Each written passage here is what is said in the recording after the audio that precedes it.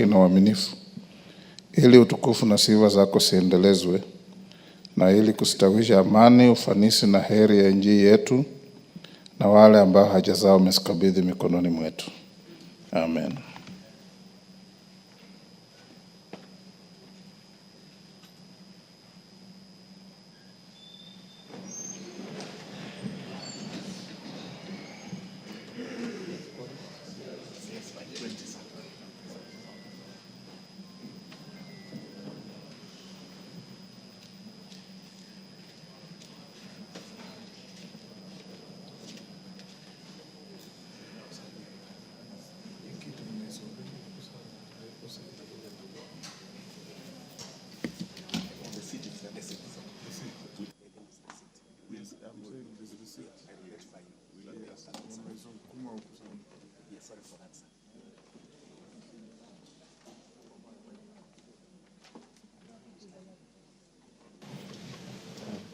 Sergeant, ring the quorum bell.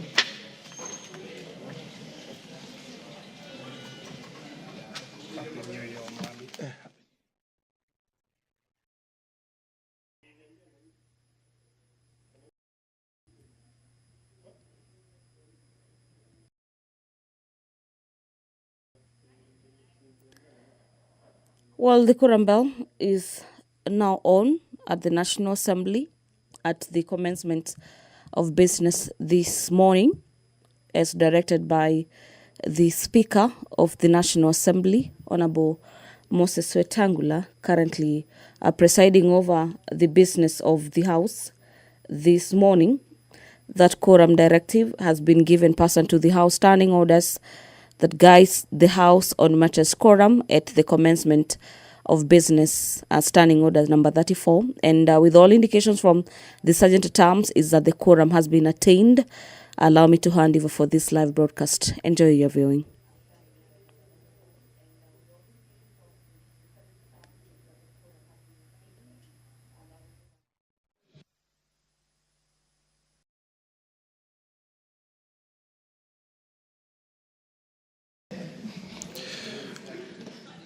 Order number 1, administration of oath. Order number 2, communication from the chair.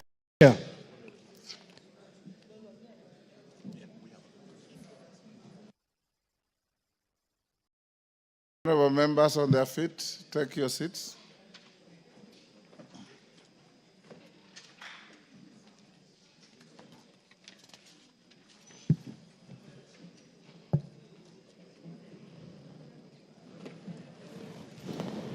Order, honorable member, take your seat. Mama Pareyo, take your seat. Honorable members,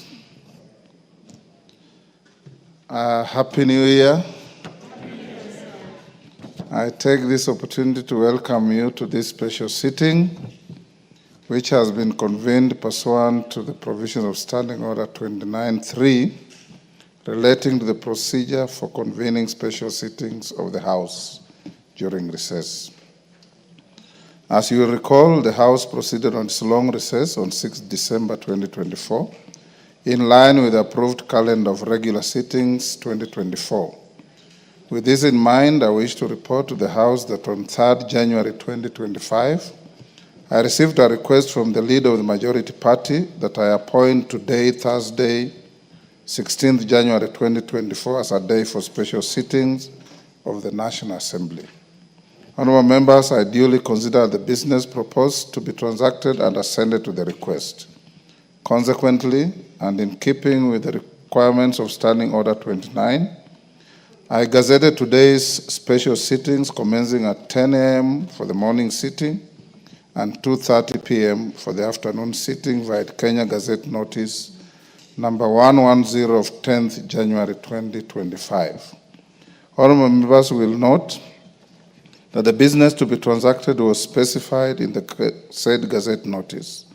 Further, we did a notification to all members and the general public in the local dailies on 8th January 2025, and in this regard, the sittings of the House for this morning and afternoon are properly convened. As we commence the sittings, honorable members, permit me, on my own behalf and on behalf of my brother, the Honorable Tim Wanyonyi, MP of Westlands, the large extended family of my dear father, Mr. Dominic Wetangula, to express our heartfelt gratitude to the leadership of Parliament, members of the Parliamentary Service Commission, all honorable members of Parliament and parliamentary staff for the immense and invaluable support you accorded us following the passing on of our matriarch, Mama Anna Nanyama Wetangula. We also thank you most sincerely for your continuous presence and overwhelming words of comfort, for turning up in large numbers alongside His Excellency, the President, Dr. William Samoei Ruto, the President of the Republic of Kenya, during the final send-off of our mama in Mhoya Village, Kabuchai constituency, Bungoma County, on 3rd January 2025. The tremendous outpouring of support also extended outside the boundaries of the Republic. The presence and kind words of my distinguished colleague speakers and their delegations from Uganda, Tanzania, the Republic of South Sudan, and the East African Legislative Assembly embodied the true spirit of the oneness of our region. As a family, we are forever grateful and remain indebted to you. Your immense support has left an indelible mark on our hearts. Words are not and will never be enough to express our gratitude to all of you. We continue to pray that the Almighty God will bless each one of you, and that in your hour of need, may you not lack a brother or a sister to walk that difficult road with you. I thank you.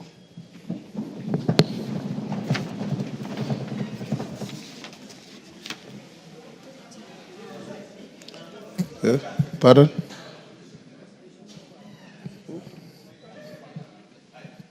What is it? Who? Order number 3, messages.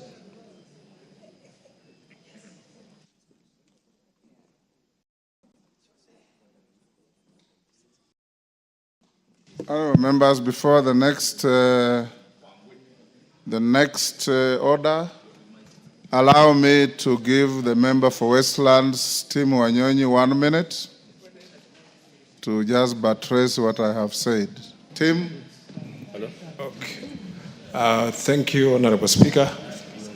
Honorable Speaker, I would like also to echo what you have said, and wish to thank the honorable members of this House who came in large numbers and also made financial contribution towards the funeral of our mother, and to the people of Nairobi, people of Westlands who came in 10 buses to come and condole with us, and all our friends coming from all walks of life.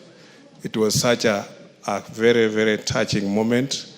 And particularly, I also want to side out the Deputy Speaker who was there handy and helping, even managing and helping to arrange security and all protocol that was observed on that day.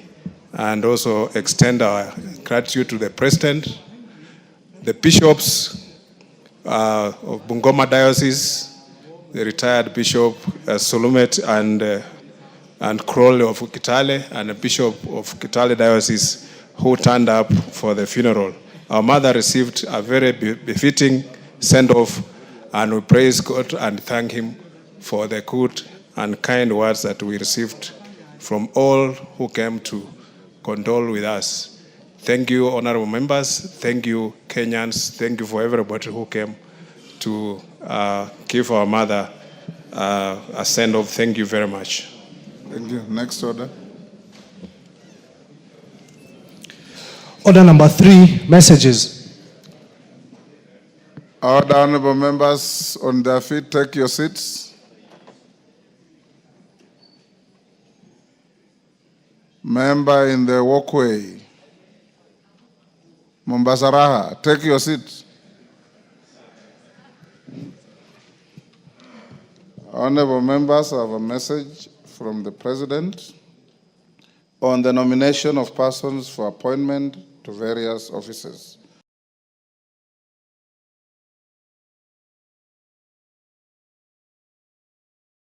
Honorable members, Standing Order 42 provides that if a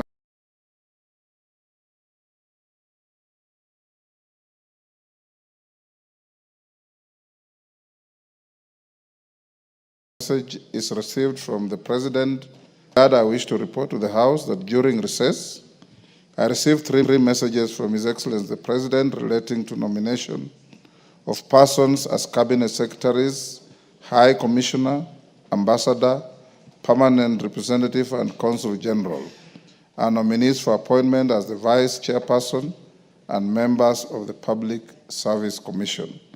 The first message, honorable members, conveyed that His Excellency the President, in exercise of powers conferred on him by Article 152(2) of the Constitution, as read together with Section 3 and 5 of the Public Appointments Parliamentary Approval Act, Cap 7F, nominates 1. Honorable Mutahi Kagwe for appointment as the Cabinet Secretary for Agriculture and Livestock Development. 2. Honorable Lee Kinyanjui for appointment as the Cabinet Secretary for Investment, Trade and Industry. And 3. Honorable William Kabogo for appointment as the Cabinet Secretary for Information, Communications and the Digital Economy. For clarity, Article 152(2) of the Constitution states, and I quote, "The President shall nominate and with the approval of the National Assembly appoint Cabinet Secretaries." Honorable members, in the second message, His Excellency the President conveyed that in exercise of powers conferred on him by Article 132(2)(e) of the Constitution as read together with Section 3 and 5 of the Public Appointments Parliamentary Approval Act, Cap 7F, he nominates the following persons as High Commissioner, Ambassador, Permanent Representative, and Consul General. A. Margaret Nyambura, High Commissioner, Accra, Ghana. B. Andrew Karanja, Ambassador, Brasilia, Brazil. C. Honorable Ababu Namwamba, AGH, Permanent Representative of Kenya to the United Nations Environmental Program, UNEP, United Nations Office at Nairobi, UNON. And D. Mr. Noor Gabo, CBS, Consul General, Port-au-Prince, Haiti. In the third message, honorable members, His Excellency the President conveyed that in exercise of powers conferred on him by Article 2332 and 252 of the Constitution as read together with the first schedule of the Public Service Commission Act, Cap 185, and Section 3 and 5 of the Public Appointments Parliamentary Approval Act, Cap 7F, he nominates A. Mrs. Mary Wanjira Kimonye, CBS, as the Vice Chairperson of the Public Service Commission, and B. the following as members of the Public Service Commission. 1. Harun Maalim Hassan, EBS, PWD. 2. Ms. Mwanamaka Amani Mabruki, CBS. 3. Mr. Francis Major. 4. Dr. Irene Cherotich Asienga, OGW. 5. Mr. Bonaya Molu, EBS. 6. Ms. Joan Andisi Machayo, OGW. And 7. Dr. Francis Otieno Owino, CBS. Honorable members, His Excellency the President therefore sought the approval of the House of the various nominees for appointment to the respective positions. Standing Order 45 provides that upon receipt of notification of nomination for appointment, such nomination shall stand committed to the relevant committee of the House for consideration. Accordingly, honorable members, via notification number 7 of 2024 dated 20th December 2024, I transmitted the messages from His Excellency the President to all members and referred the messages together with the CVs, the reports of the respective selection panels, and other testimonials of the nominees to the respective committees as follows.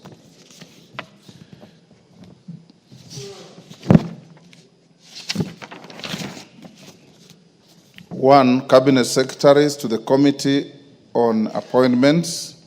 2, High Commissioner, Ambassador, Permanent Rep, and Consul General to the Departmental Committee on Defense, Intelligence, and Foreign Relations.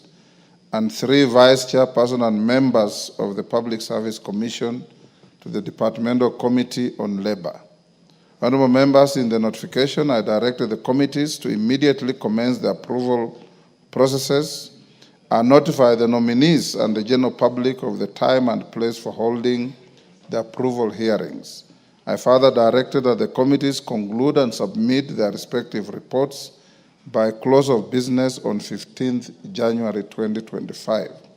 Honorable members, I'm aware that the committees have since concluded their work and should therefore table their reports during this morning's sitting to enable the House to consider the matters within the statutory timelines.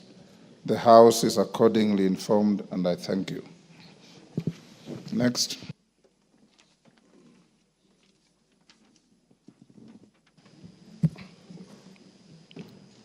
Order number 4, petitions.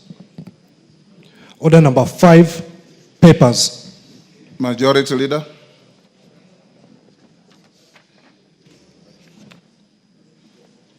Yes, Honorable Naomi Wako. Thank you, Honorable Speaker. I beg to lay the following papers on the table of the House today, Thursday, January 16th, 2025, morning sitting.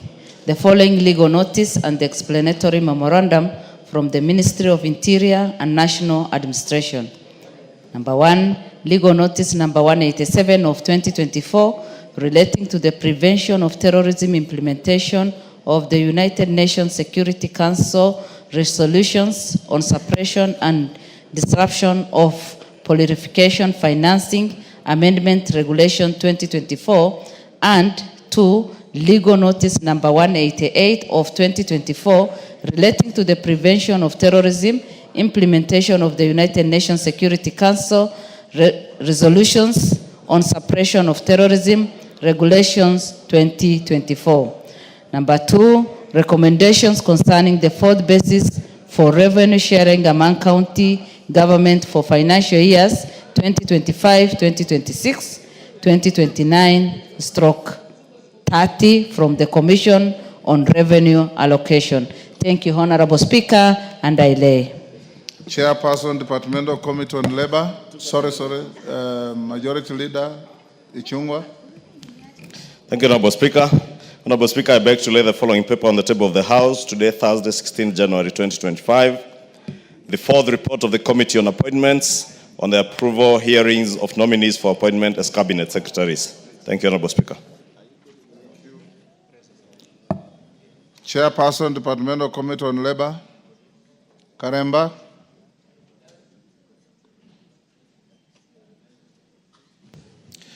Thank you, Honorable Speaker. Honorable Speaker, I beg to lay the following paper on the table of the House today, Thursday, 16th January of 2025. Report of the Departmental Committee on Labor on the vetting of nominees for appointment as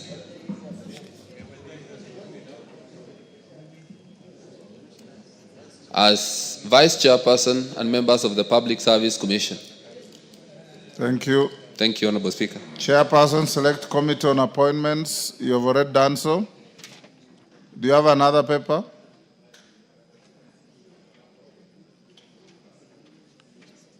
Chairperson, Departmental Committee on Defense, Intelligence, and Foreign Relations.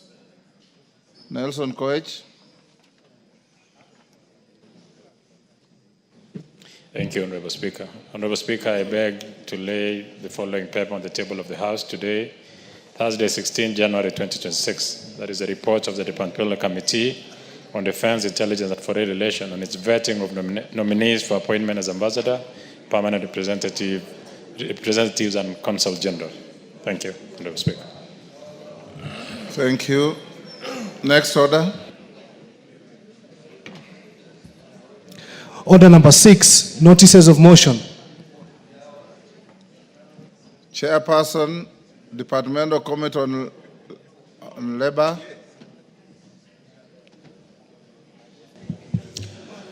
Honorable Speaker, I beg to give notice of the following motion, that taking into consideration the findings of the Departmental Committee on Labour in its report on the vetting of nominees for appointment as Vice Chairperson and as members of the Public Service Commission laid on the table of the House on Thursday, 16 January of 2025, and pursuant to the provisions of Article 233(2) of the Constitution and Sections 3 and 8 of the Public Appointments Parliamentary Approval Act, Cap 7F, this House approves the appointment of the following persons to the Public Service Commission. 1. Mrs. Mary Wanjira Kimonye, CBS, Vice Chairperson. 2. Mr. Harun Malim Hassan, Member. 3. Ms. Mwanamaka Amani Mabruki, CBS, Member. 4. Mr. Francis Major, Member. 5. Dr. Irene Cherotich Asiega, Member. Number 6. Mr. Mboya Molu, EBS, Member. 7. Ms. Joan Andisi Machayo, Member. And number 8. Dr. Francis Otieno Owino, CBS, Member. Thank you, Honorable Speaker. Thank you, Majority Leader.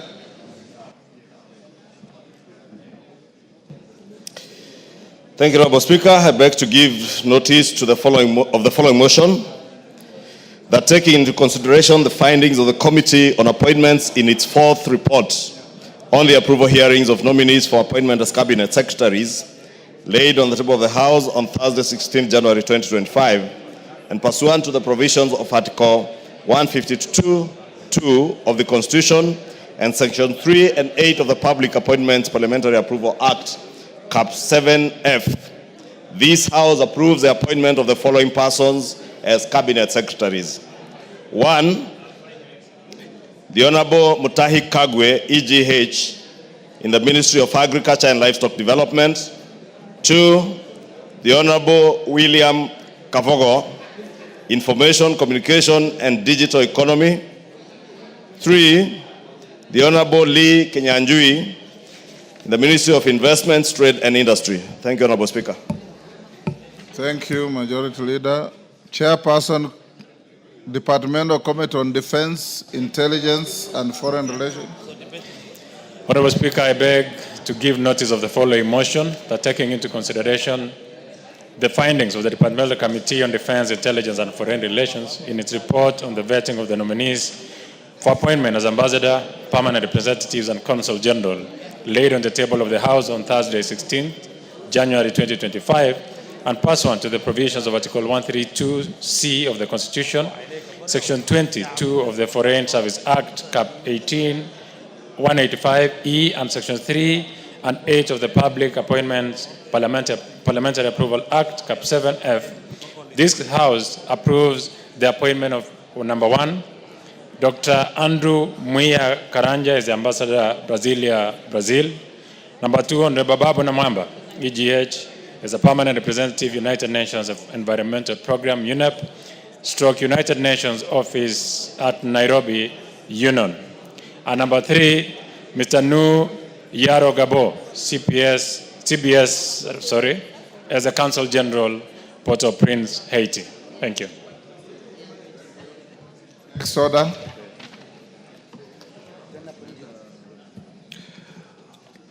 Order number 7, questions and statements.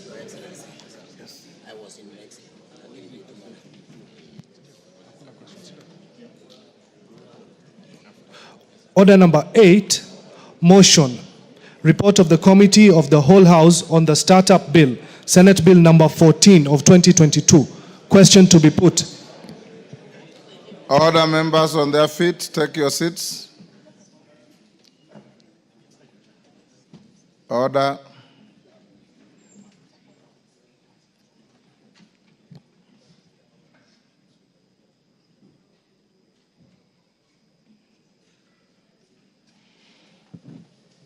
Honorable members, I'm satisfied there's quorum to put question at order number 8, which is that this House do agree with the report of the Committee of the Whole House on its consideration of the Startup Bill, Senate Bill number 14 of 2022, up to clause 27, and seek leave to sit again.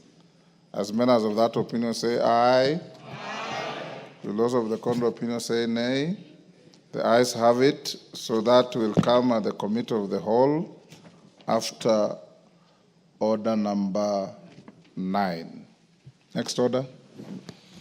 Order number 9, special motion. Consideration of nominees for appointment to the Salaries and Remuneration Commission. Committee on Labor.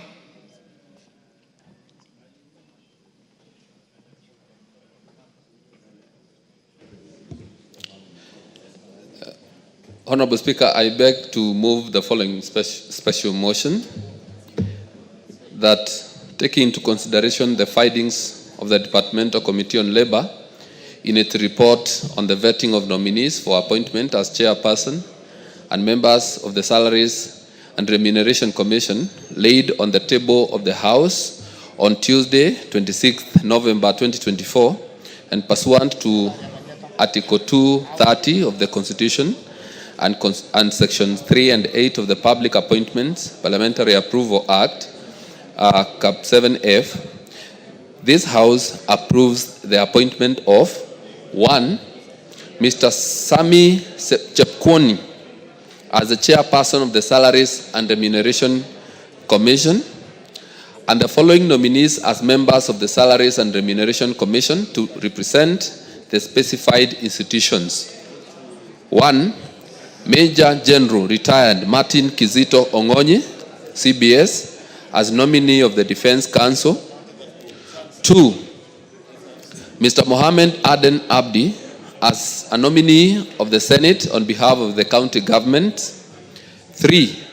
Ms. Jane Kataka Njagi as a nominee of the Teacher Service Commission. 4. Dr. Gilda Odera as a nominee of the Federation of Kenya Employers, FKE. 5. Dr. Geoffrey Apollo Omondi as a nominee of the Central Organization of Trade Union, KOTU. And 6. Mr. Leonid Ashindu as a nominee of the Association of Professional Societies in East Africa, APSEA. And Honorable Speaker, in considering the nominees' appointments, the committees scrutinized the procedure used to select the nominees, the constitution and statutory requirements relating to the office in question, and the nominees' suitability for the proposed appointments, focusing on whether nominees' abilities, experience, and qualities meet the requirements of the said office. Honorable Speaker, in examining the procedure used to arrive at the nominations, the committee noted, in accordance with the powers conferred by Article 132(2) and 155(3) of the Constitution, as read together with Sections 3 and 5 of the Public Appointments Parliamentary Approval Act of 2011, His Excellency the President, through a letter by the Chief of Staff... Order, honorable members, order. Order, members. Take your seats. I know it's exciting to meet in the new year, but let's hear what is being debated on the floor. Go on. So, Honorable Speaker, in examining the procedure used to arrive at the nominations, the committee noted that in accordance with the powers conferred by Article 132(2) and 155(3) of the Constitution, as read together with Sections 3 and 5 of the Public Appointments Parliamentary Approval Act of 2011, His Excellency the President, through a letter by the Chief of Staff and Head of Public Service, reference number EOP, dated Monday, November 2024, forwarded to the Speaker of the National Assembly a notification of presidential action nominating Mr. Sami Chepkwony as chairperson, and others as follows: Major General Retired Martin Kizito, Mohammed Aden Abdi, Jane Kataka Njagi, Gilda Odera, nominee of the Federation of Kenya Employers, 5, Geoffrey Apollo Omondi, Doctor. Then 6, Mr. Leonid Ashindu of APSEA. So, Honorable Speaker, the committee held its sittings and discussed widely, vetted these nominees and made observations on their suitability. And the suitability of the nominees was assessed after scrutiny of their background, academic credentials and professional qualifications, and work experience, personal integrity, as well as their performance during the approval hearing conducted on the 22nd of November 2024. And these are some of the observations we made, Honorable Speaker, that all the nominees are Kenyan citizens and do not hold dual citizenship. Then all the nominees presented the academic credentials and professional certificates during the approval and demonstrated their suitability. Then 3, none of the nominees held office in any political party. Then 4, none of the nominees had been dismissed from office under Article 75 of the Constitution. Then 5, the nominees meet the requirements of Chapter 6 of the Constitution on leadership and integrity, having obtained clearance from EACC, KRA, DCI, and Office of the Registrar of Political Parties, ORPP, and also the Higher Education Loans Board. Then also, the nominees demonstrated an impressive grasp of topical, administrative, and technical issues touching on the office of the chairperson and members of SRC, and that they had or they have requisite abilities, qualifications, and experience to serve in these offices. So, Honorable Speaker, for this reason, on behalf of the Departmental Committee on Labor, I am proud to move this special motion and thank the honorable members of my committee who sat through with me as we discussed all this. And therefore, Honorable Speaker, I am proud to move this special motion on the consideration of the nominees for the appointment of chairperson and members of the SRC, Salaries and Remuneration Commission. And I beg to move and now request the Honorable Lilian Sioi to second. Thank you, Honorable Speaker. Member for Trans Nzoia. Give her the mic.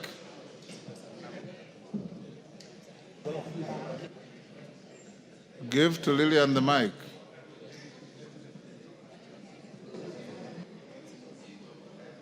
Clark, what is the problem?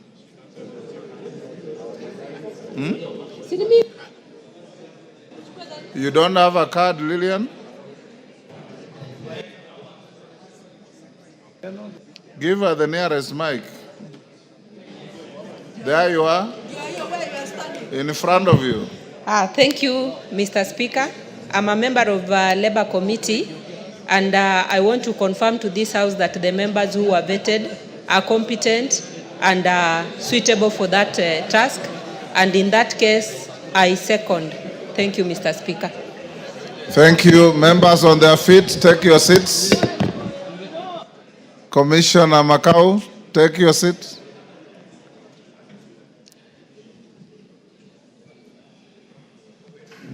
Thank you.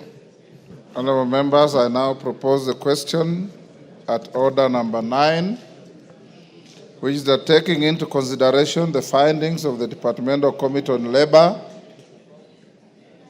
in its report on the vetting of nominees for appointment as chairperson and as members of the Salaries and Remuneration Commission, all the honorable members, Sirma, standing orders provide that when the speaker is on his or her feet, you maintain studious silence.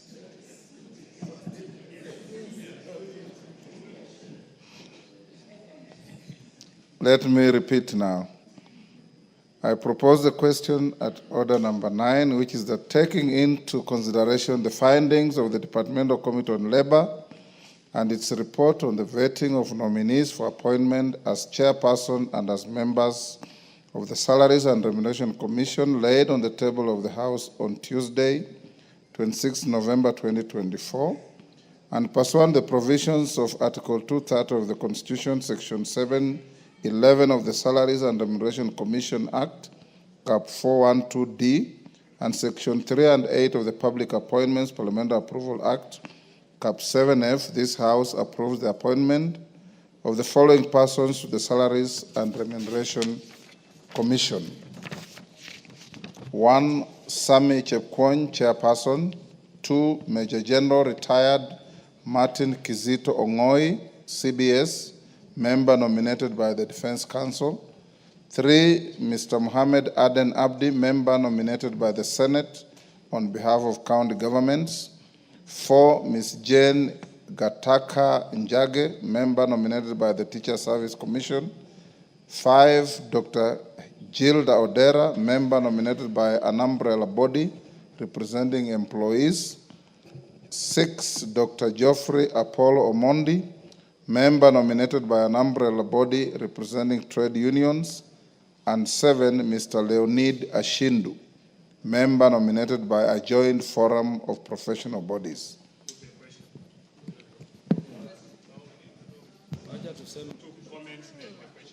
Yes, Majority Leader.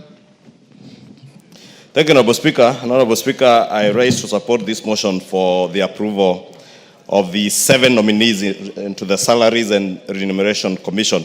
Honorable Speaker, if members go through the CVs of all these nominees, you see many of them have a background in human resource management or personnel management, and others in administration. And also, we have one nominee, as you said, the nominee from the Defense Council, the Major Retired Martin Kizito Ongoi, who also holds a diploma in international studies and a Master of Arts in political science and public administration, and therefore tells you that many of these nominees are very experienced in the space of public administration and personnel management. But, Honorable Speaker, as I support the appointment, it is important, Honorable Speaker, to note that the SRC Commission started on a very false note, not just with this House or with the institution of Parliament, but also with other institutions, including the judiciary, Honorable Speaker. And I want to implore on these new commissioners to set a new pace in their relations with other arms of government, be it in the judiciary or in the legislature, Honorable Speaker. This commission, Honorable Speaker, if you can protect me from the very loud consultations. Order, honorable members. Order. CNN. Order.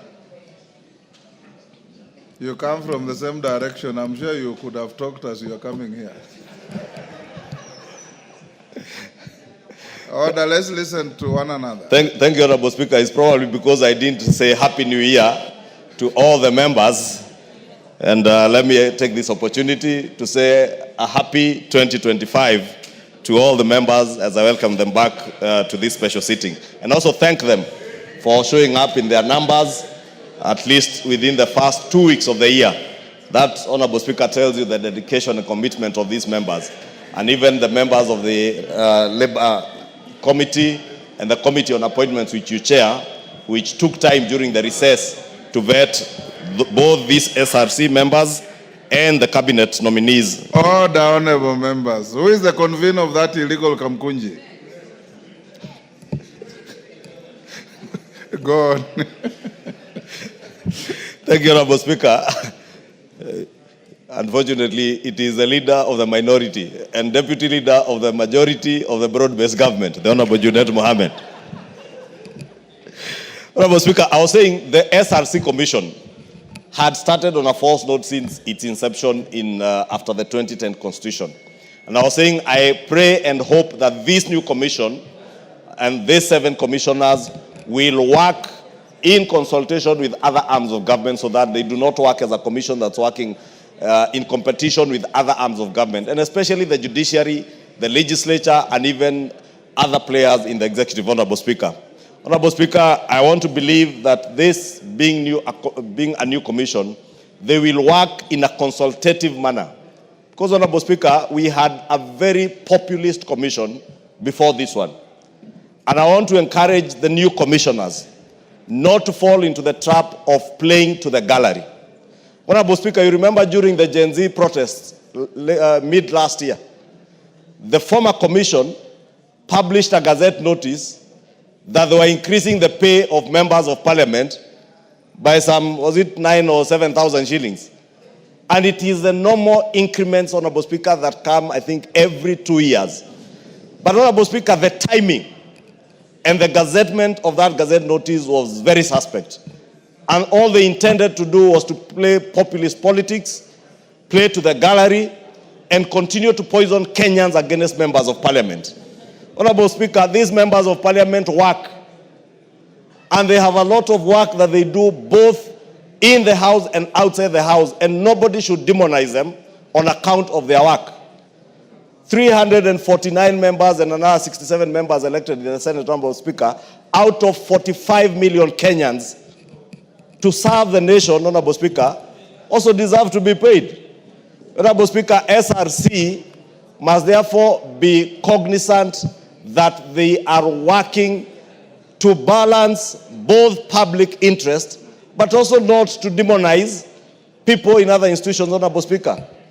I know the judiciary, members of the judiciary, because I've had occasion to engage with members of the judiciary, have suffered the same fate as members of parliament, Honorable Speaker.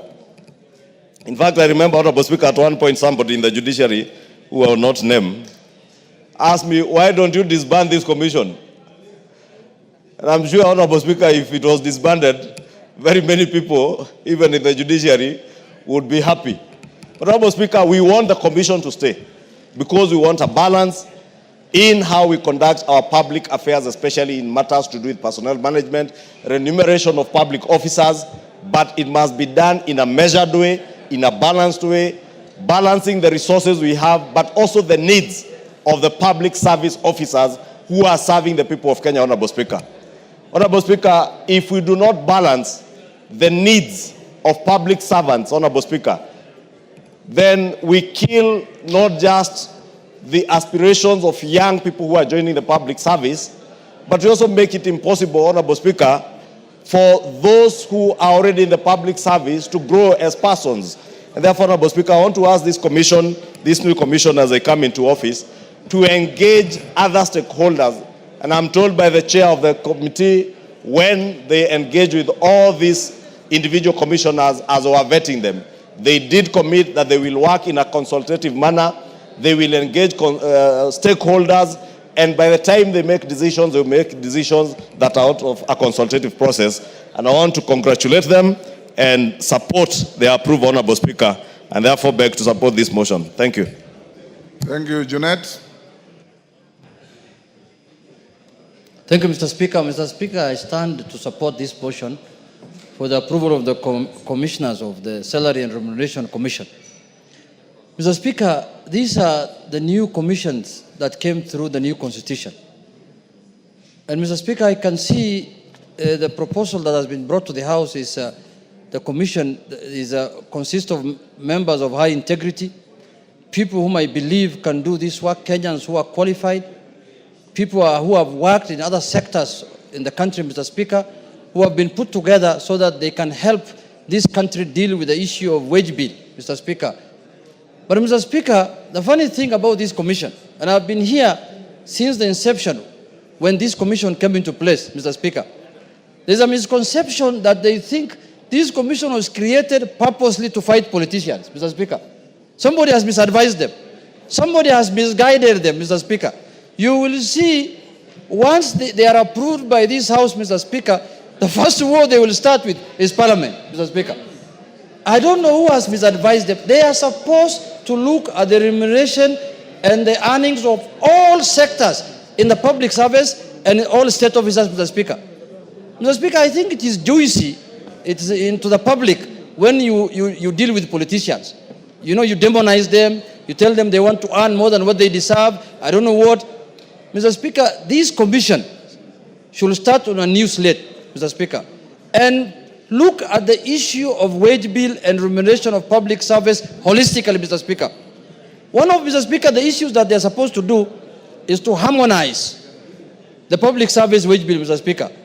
But, Mr. Speaker, you will see, you know, at the end, when Parliament is closed in August 2027, when people are going to the election, that's when you see the Commission publishing a Gazette notice saying that the salary of a member of Parliament has been reduced to 50,000.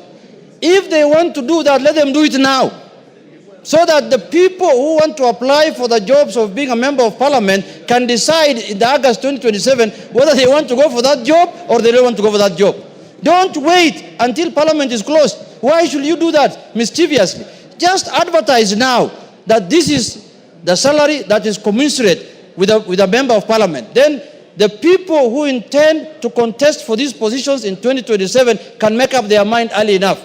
Because there are people who are leaders in the corporate sector, who are earning way above members of Parliament, who will want to come to this house. But when you issue a notice, of a Gazette notice, when Parliament is closed in August 2027, and they will have resigned in February 2027, then you'll be doing injustice to them, because they will have decided, do I stay as the managing director of a bank earning this much? I know a member from Meru here who was doing very well before he came here, Mr. Speaker. He confided in me. He told me I was earning way... I never thought this is the kind of job I was getting into, Mr. Speaker. We were in Mombasa with him for a trip. I told him, my brother, this is a call. This is a service to the public. You might not earn anything. And whatever you earn here, it belongs to the public. Whatever you earn in this house belongs to the public. You have to return it back in form of health care, in form of education, in form of bursary, in form of transport, in form of wedding expenses, in form of burial expenses. Mr. Speaker, nobody spends any money he earns in Parliament on his own family or on his own personal use, Mr. Speaker. Mr. Speaker, members of Parliament, the number of burials they contribute to, the number of people they bury, the number of people they pay for their health services, health care, Mr. Speaker, school fees, Mr. Speaker, weddings, people want to buy. Me, I've seen, Mr. Speaker, cases where somebody wants to marry, he comes to a member of Parliament. Maternity, somebody tells you, my wife has given birth, she's in the ward, I don't have money to pay for the... You have to pay, Mr. Speaker, you have no choice. You know, sometimes even traveling, he tells you, I want to go and visit my in-laws from this in Makueni County. You have to pay, Mr. Speaker. No, especially they come from that side where Honorable Lumbui is in my place. So he tells you, I want to go all the way to Kitui. Can you pay something? Then you have to give him money so that he can greet them. So, Mr. Speaker, public service is a calling. Being a politician is not a mean job, Mr. Speaker. It's a very difficult job. But anybody who's outside it thinks it's a walk in the park. He thinks, you know, when they see you, the most prestigious thing you see with a member of Parliament is when his escort opens for him the door. People think that is the most important thing in the most of Parliament. That's what they see. Mr. Speaker, it's a very, very daunting task. It's a job that is not a joke, Mr. Speaker. You have to think of your constituents. You have to think of Kenyans. You have to make sure you pass the right laws here. You have to be present when those laws are being passed. You have to make sure that services are provided to your constituents, Mr. Speaker. And then now the Salary and Remuneration Commission thinks that, oh, these are just jokers, a bunch of jokers who have just sat somewhere in an afternoon in a air conditions hall where they just talk and say anything they want. No, Mr. Speaker. You wait until the next election arrives. You will see every constituency will have over 20 aspirants. If the job is that useless, why are people going for? Why can't you leave the one who's there just to continue? It shows you how important this work is. So I want to urge the Salary and Remuneration Commissioners, if they are approved by this House, to look at things holistically. Let them not be duped that if you deal with politicians, is when Kenyans take you serious. You are mistaken, my brothers and sisters. You are mistaken. So, but in spite of all that, I want to ask the House that we also need SRC Commission as a commission, because they are doing a very important constitutional duty, Mr. Speaker. Because, you know, the disparities in the wage bill, the disparities in the remuneration in this country, Mr. Speaker, must be harmonized. The low cadre person must feel that is doing a good service and is being given a good remuneration as the highest person paid, Mr. Speaker. That is their work, and that's why we need them, and that's why I urge this House that we pass the SRC Commission so that Kenyans can also enjoy the fruits of their new constitution, Mr. Speaker, by giving them these commissions that are supposed to deal with those aspects in the running of the country, Mr. Speaker. With those few remarks, Mr. Speaker, I urge the House to pass this commission so that we have a commission in place that can deal with those issues so that they can help also the executive manage the wage bill, Mr. Speaker. With those few remarks, Mr. Speaker, I support. Murugara. Thank you. Thank you very much, Mr. Speaker. The Speaker also rise to support the special motion that this House approves the appointment of the commissioners to the Salaries and Remuneration Commission. It's a very important constitutional commission which cuts across the three arms of government in that it has to work closely with the Parliamentary Service Commission, the Public Service Commission, and the Judicial Service Commission. There is a notion out there that these commissions actually set salaries for their members or for their employees, which is not the case.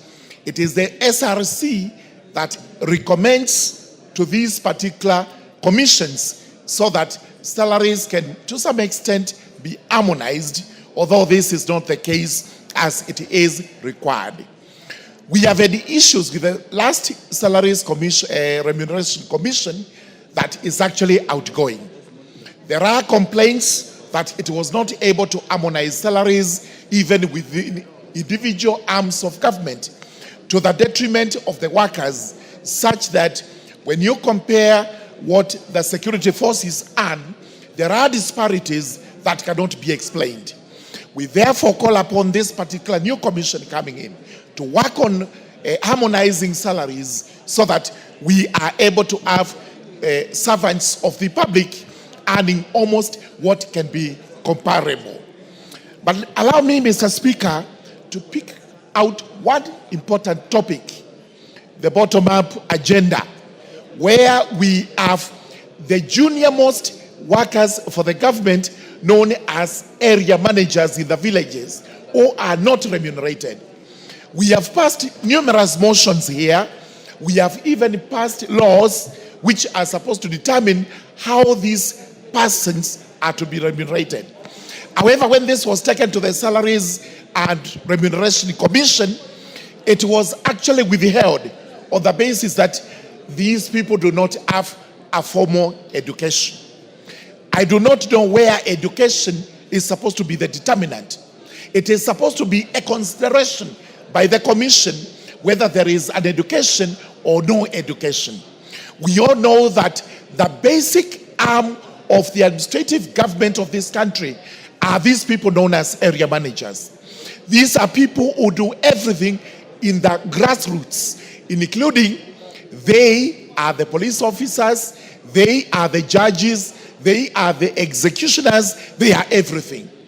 I therefore call upon the new commission coming in to sit down without reservation, look into what should actually be paid to area managers in this country, because they are out there doing an executive and excellent job for which they are not recognized, for which they are not remunerated by anyone, purely because the Salaries and Remuneration Commission has refused, has declined, has actually failed to set up guidelines which will determine how much these people should be remunerated. I speak for area managers. Thank you very much, Mr. Speaker. I support. Oundo. Thank you, Honorable Speaker. I stand to support the special motion for consideration of nominees for appointment of the Salaries and Remuneration Commission. Honorable Speaker, this is a creature of the 2010 Constitution in order to solve the so-called ballooning wage bill in the public service. Honorable Speaker, once the committee has done its vetting and deliberations and have proposed approval, we, the members of parliament, need to do nothing else but support their recommendations. Honorable Speaker, allow me As we usher in the new commission, I believe this is the third commission since the inauguration of the Constitution.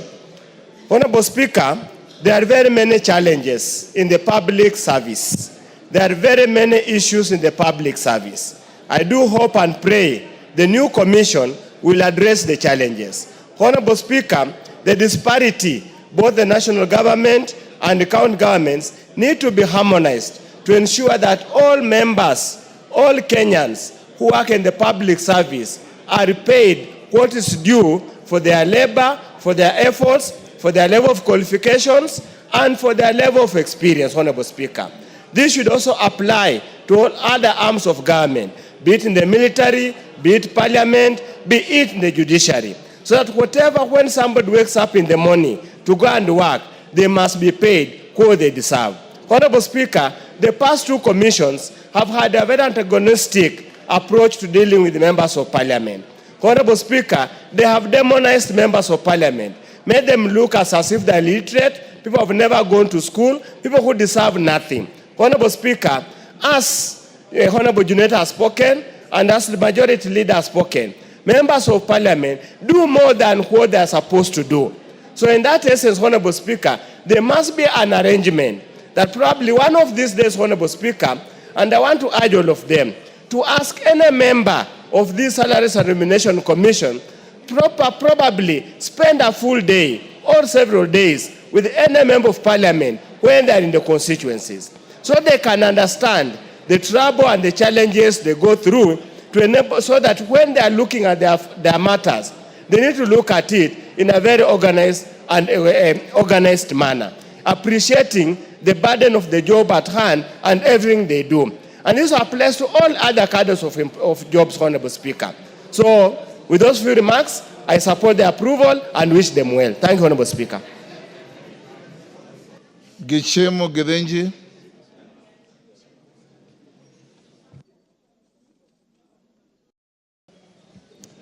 Thank you, Honorable Speaker, for the opportunity also to contribute to this special motion for approval of the nominees of the commissioners to the Salaries and Remunerations Commission.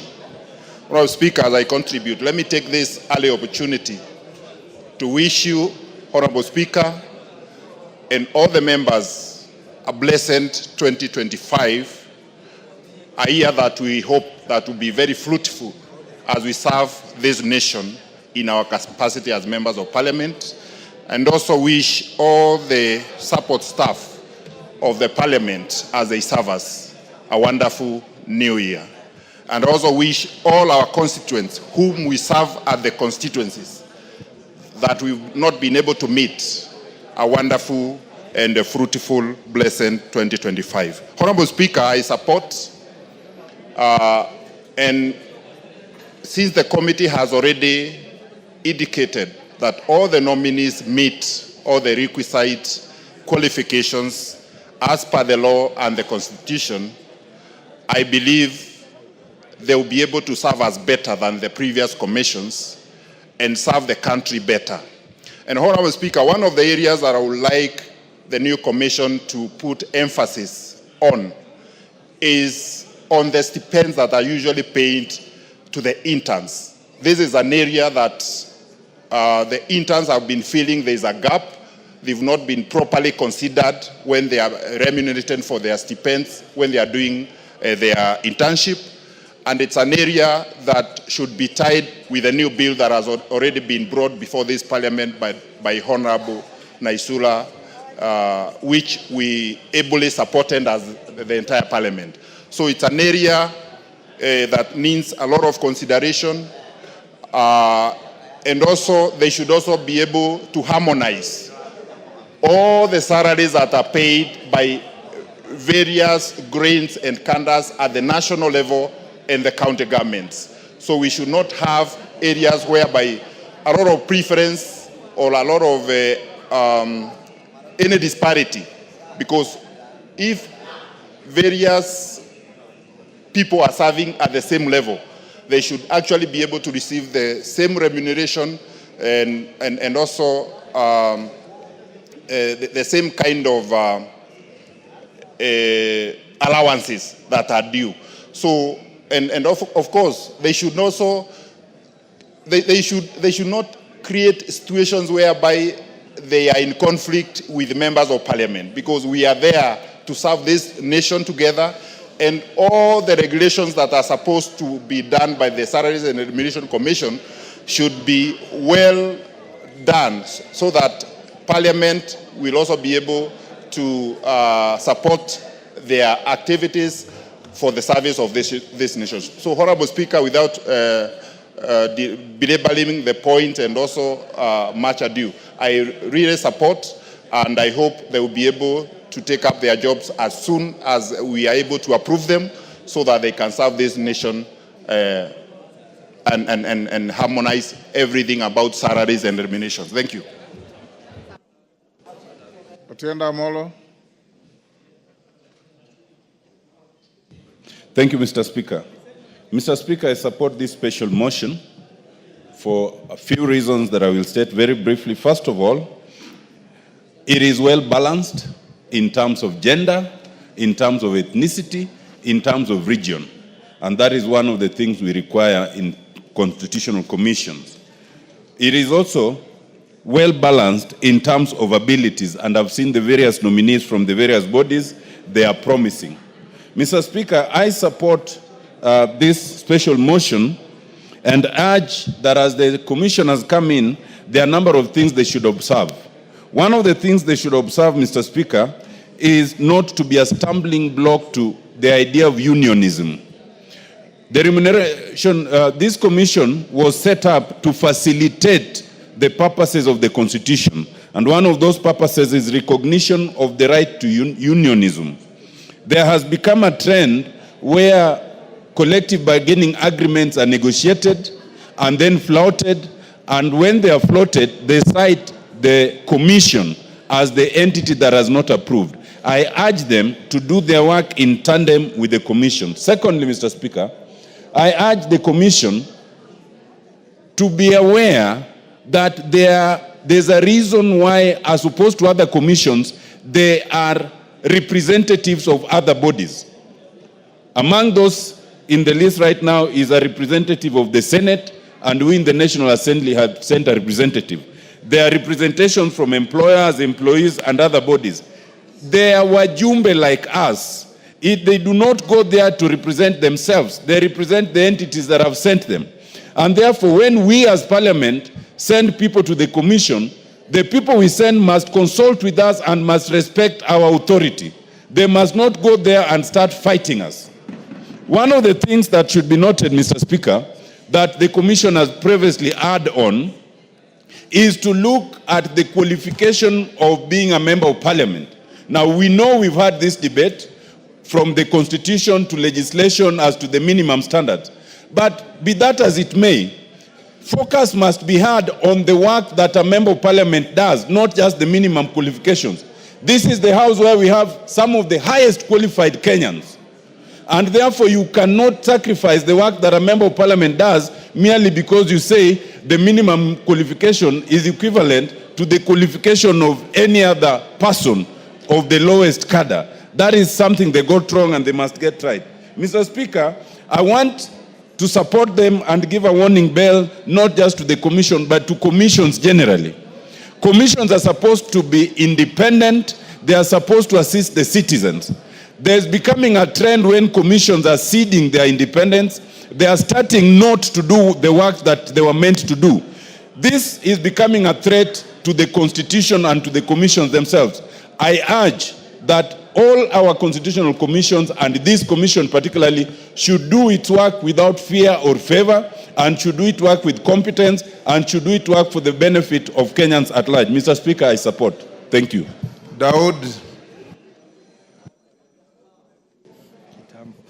Thank you, Mr. Speaker. Mr. Speaker, first, I would like to say Happy New Year to all members together with you.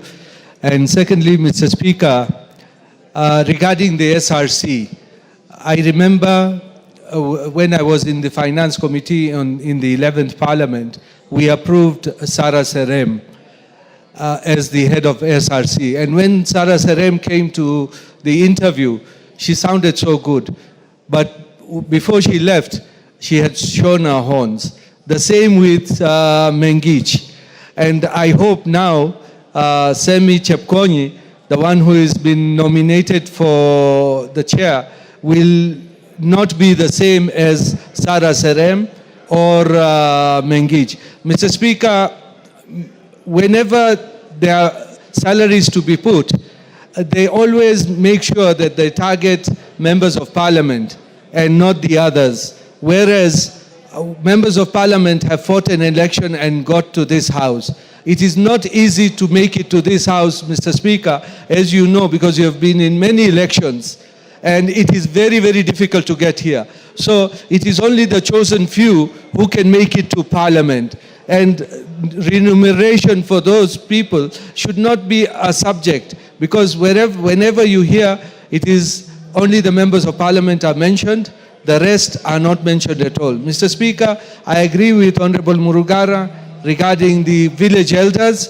Mr. Speaker, it is high time that we remunerate the village elders. We have to look for money from anywhere so that they can be, they do the work, they help the national administration, GAO, so that we can go forward in this, in the country. So, Mr. Speaker, with those few remarks, I want to support the new team, but I want the new team as well to be supportive of the Kenyan workers, and the parliamentarians are Kenyan workers as well. Thank you, Mr. Speaker. Thank you, Mama Zamzam. Asante sana Mheshimiwa Spika. Kwanza nichukue fursa hii kuambia wabunge wote Happy New Year. La pili, Mheshimiwa Spika, niweze kutoa rasmi rambirambi zangu kwa familia yako Mheshimiwa Spika na ndugu yetu Mheshimiwa Timothy kwa kumpoteza mama. Mwenyezi Mungu amhifadhi na wema.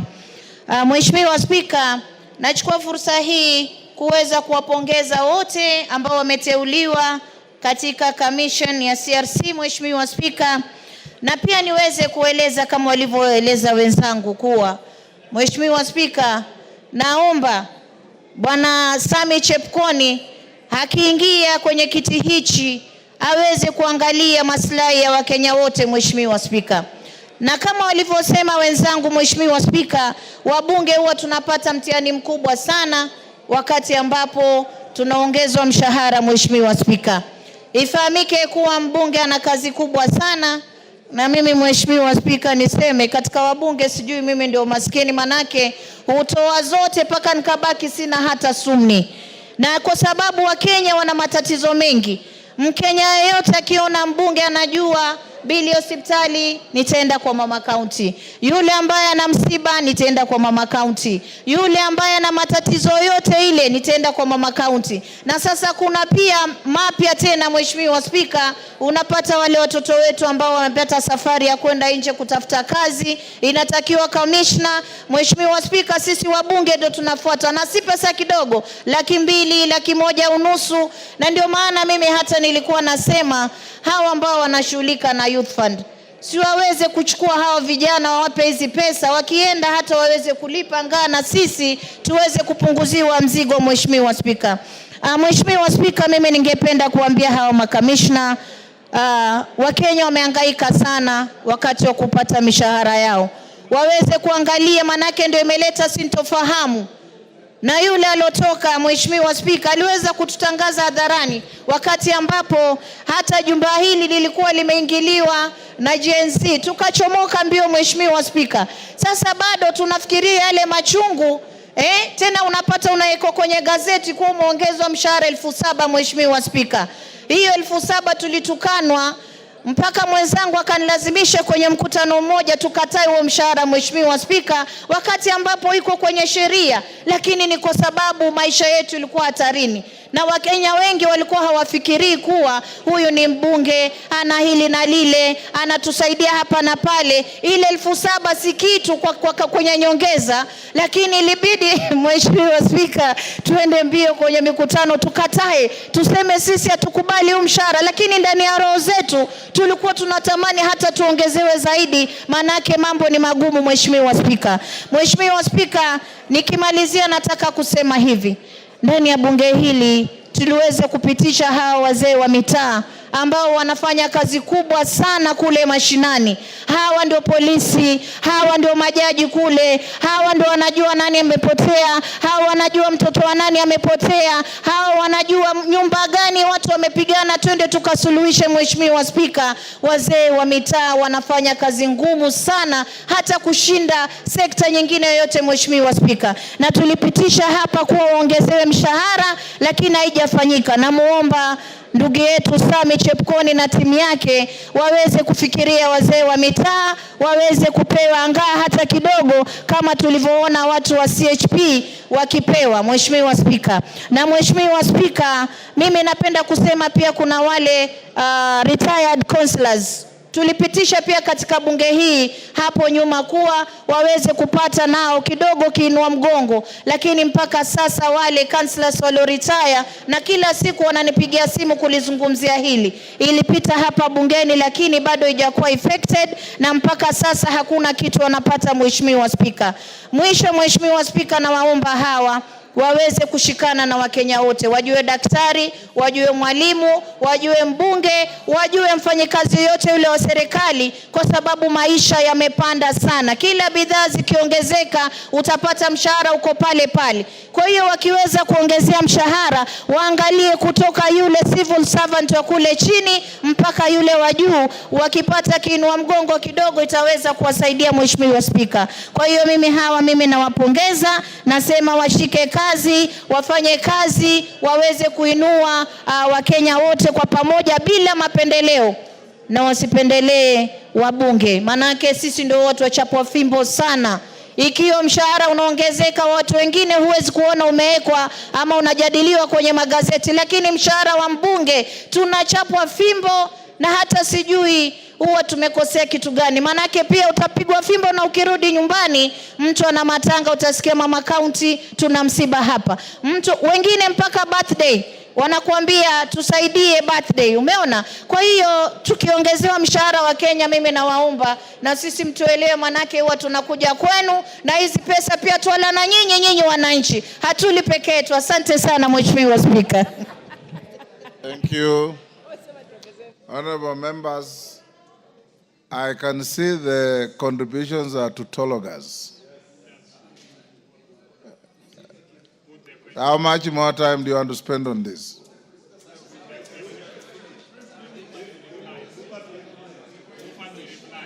Okay, let me give one, then we get the mover to reply. Madenge.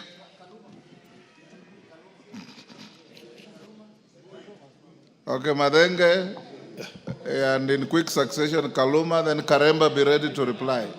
Thank you, Mr. Speaker.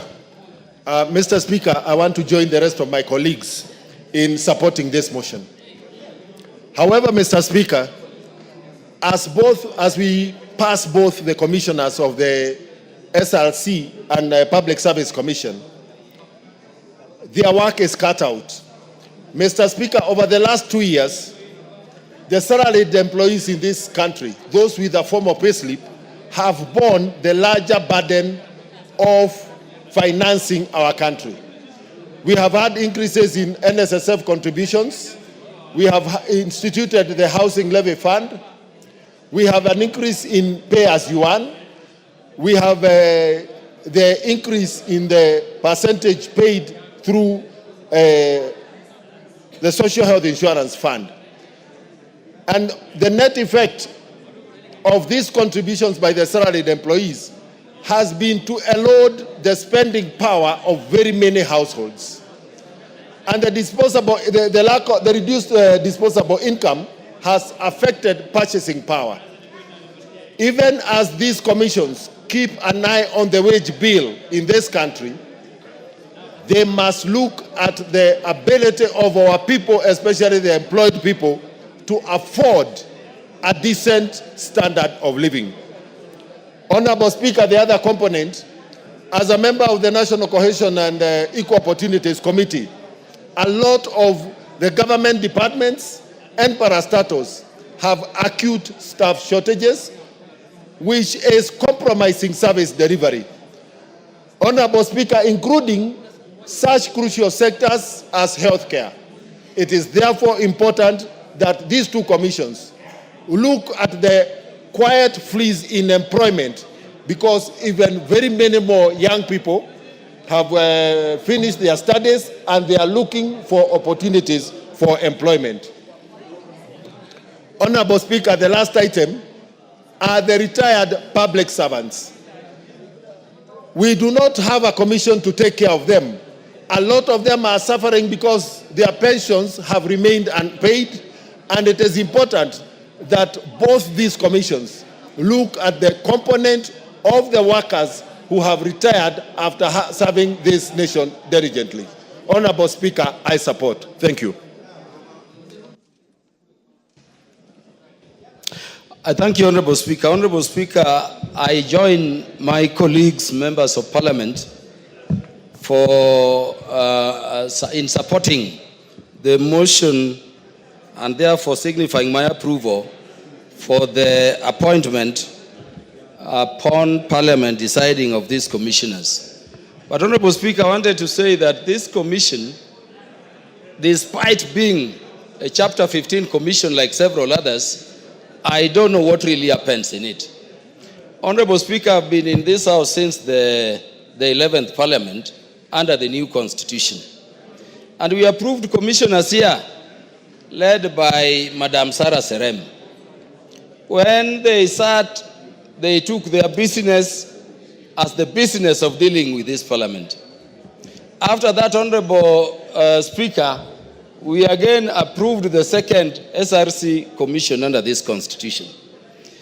And Honorable Speaker, you remember the first commission had people like Olo Aringo, who started the Parliamentary Service Commission.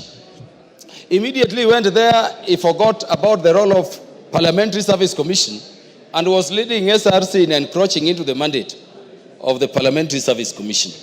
Honorable Speaker, the last commission, this one which is going out, which has just gone out, Adalmaso Tiena Nyango, and Honorable Mbui and others will confirm to you how eloquent Dalmas used to be seated from where my brother is seated there, about the place of Parliament, how remuneration should be organized.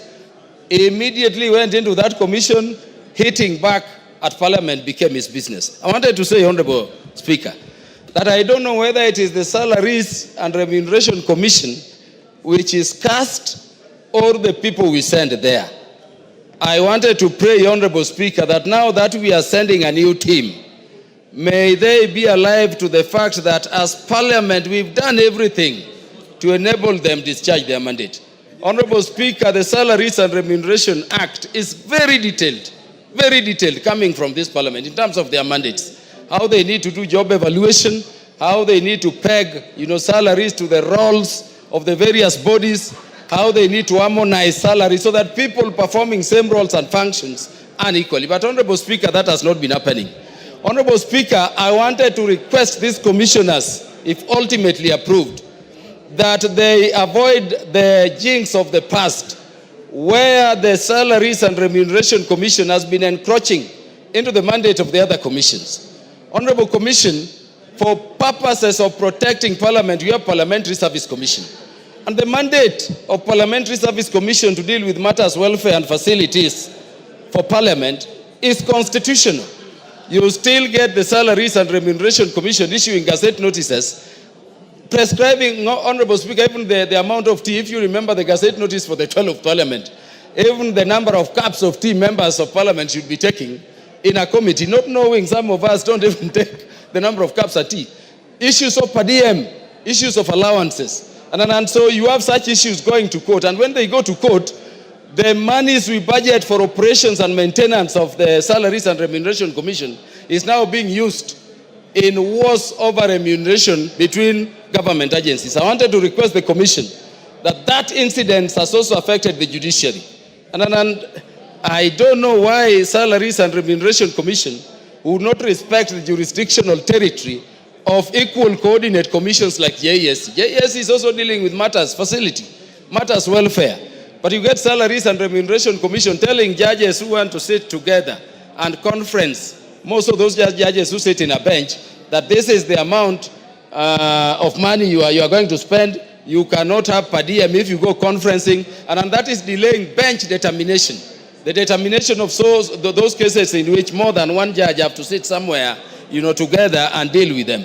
You need a judge. You have a judge from Malindi, a judge from Busia. They are convening in Nairobi. A judge cannot travel because Salaries and Remuneration Commission, not knowing how the judiciary operates, is encroaching the mandate of JESC. I wanted to say, Honorable Speaker, that beyond the law, we have really facilitated this commission. This is a commission, Honorable Speaker, which people thought should be part-time. Because how long should it take a commission to determine and harmonize the pay for various state bodies? In spite of that thinking, as members of parliament, we said, Honorable Speaker, that this commission shall never be part-time, because the remuneration levels of various, cadres of government and public servants need to be reviewed constantly. I wanted to say, Honorable Speaker, that we are supporting this commission. They'll continue to operate full-time.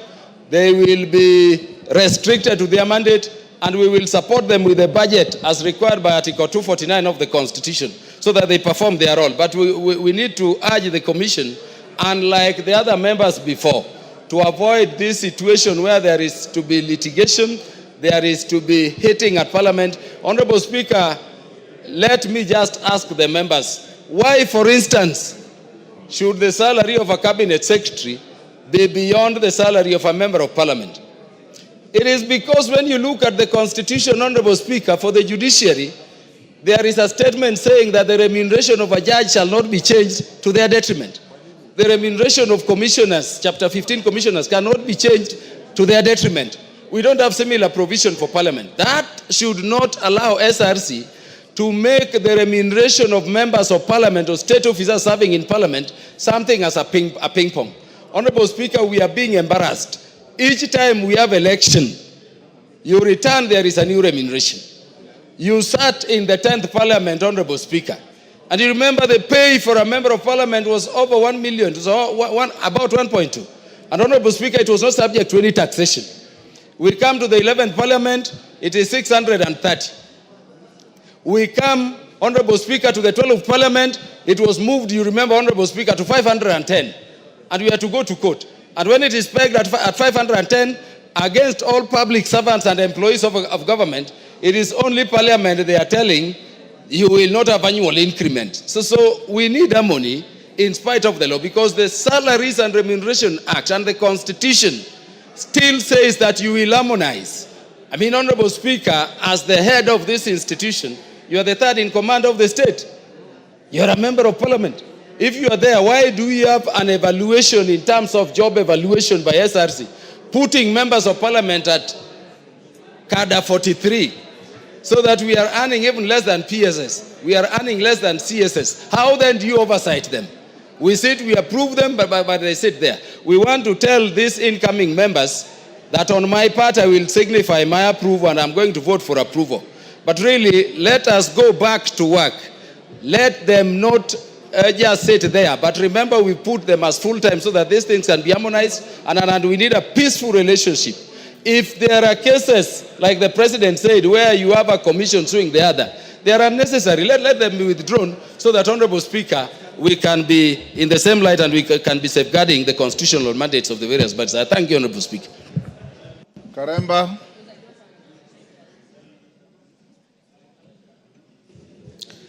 Thank you, Honorable Speaker. I wish to thank the honorable members who have contributed to this motion, and starting with the honorable members of the committee who sat through the entire vetting process and saw that indeed the nominees were fit for this exercise. But the message is very clear, Honorable Speaker, to the incoming commissioners, that their job is very clear. Their job is not to target politicians only. There is an enormous responsibility ahead of them, that of checking the wage bill and focusing on the productivity in the entire public service, so that also we can have a country where even those who do not earn as much feel that indeed they are considered. Honorable Speaker, while I agree with the honorable members who share, or rather who express how sometimes it is challenging when their constituents have to ask for this and that, from burials to birthdays and to weddings. I wish to state that, Honorable Speaker, I do not think that it is sustainable. Maybe this is a culture that we need to change in this country, because how much money is enough to give out to our constituents? It can never be enough. So if there is something that we need to change, is the culture, so that also empower our people so that they can also get their income and be able to service themselves and even sort their own challenges, instead of thinking that perhaps it is us who have the responsibility of sorting out their problems. So going forward, maybe as leaders in this country, we need to invest more in growing our country, in growing our economy, so that our economy can serve all of us.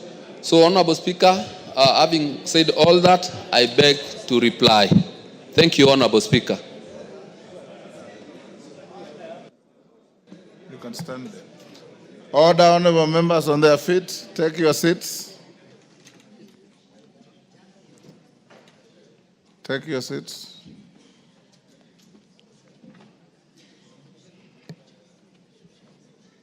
Ferdinand, take the nearest seat. Thank you. Honorable members, I'll now put the question at order number 9. There is quorum in the House.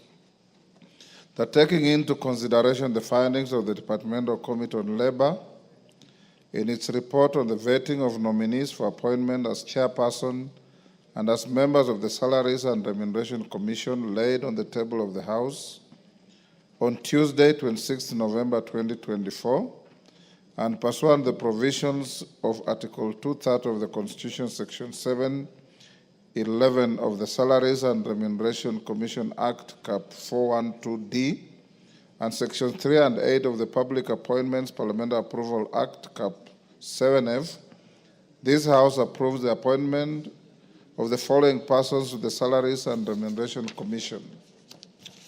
1. Sami Chepkonyi, Chairman. 2. Major General Retired Martin Kizito Ngoi, CBS, Member nominated by the Defense Council. 3. Mr. Mohammed Aden Abdi, Member nominated by the Senate on behalf of the county governments. 4. Ms. Jane Gataka Njage, Member nominated by the Teacher Service Commission. 5. Dr. Gilda Odera, Member nominated by an umbrella body representing employees. 6. Dr. Geoffrey Apollo Omondi, Member nominated by an umbrella body representing trade unions. And 7. Mr. Leonid Ashindu, Member nominated by a joint forum of professional bodies. As members of that opinion say aye. Will those of the contrary opinion say nay? The ayes have it. Next order. Order number 10, Committee of the Whole House. Members, will you be upstanding?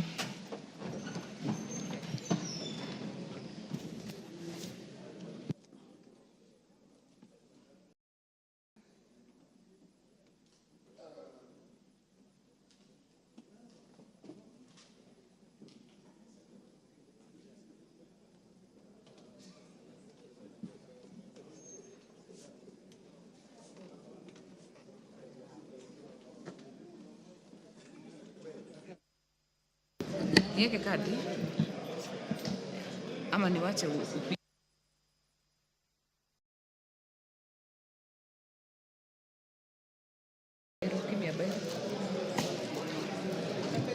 tumefika wapi? So Mheshimiwa, you will let them know. Unaanza wapi? Committee of the whole House. We had reached clause 27, so we are resuming from 28. Okay. Then wait. Honorable members, we are now in the Committee of the Whole House for the Startup Bill, Senate Bill number 14 of 2022. We had done up to clause 27. We are resuming from clause 28. Clauses 28 and 29. No amendments. I propose the question that clauses 28 and 29 be part of the bill. I now put the question that clauses 28 and 29 be part of the bill. Will as many as are of that opinion say aye? Will as many as are of a contrary opinion say nay? The ayes have it. Clause 30. I propose the question that clause 30 be part of the bill. There is a proposed amendment by the chairperson, Trade Committee. The Vice Chair, Honorable Marian. Thank you, Madam Speaker. I propose that clause 30 be amended as it appears in the order paper, and the justification for it that is amended. The amendment is aimed to accommodate the aspects of intellectual property in the proposed new clause 30A. Honorable members, the consultations are too loud. Honorable Rahim, Honorable Karido, Honorable John Paul, kindly break the kamukunji. Those who are making their way out, kindly do so quietly. Honorable Kinyanjui, please break the kamukunji. Let us hear each other. Thank you.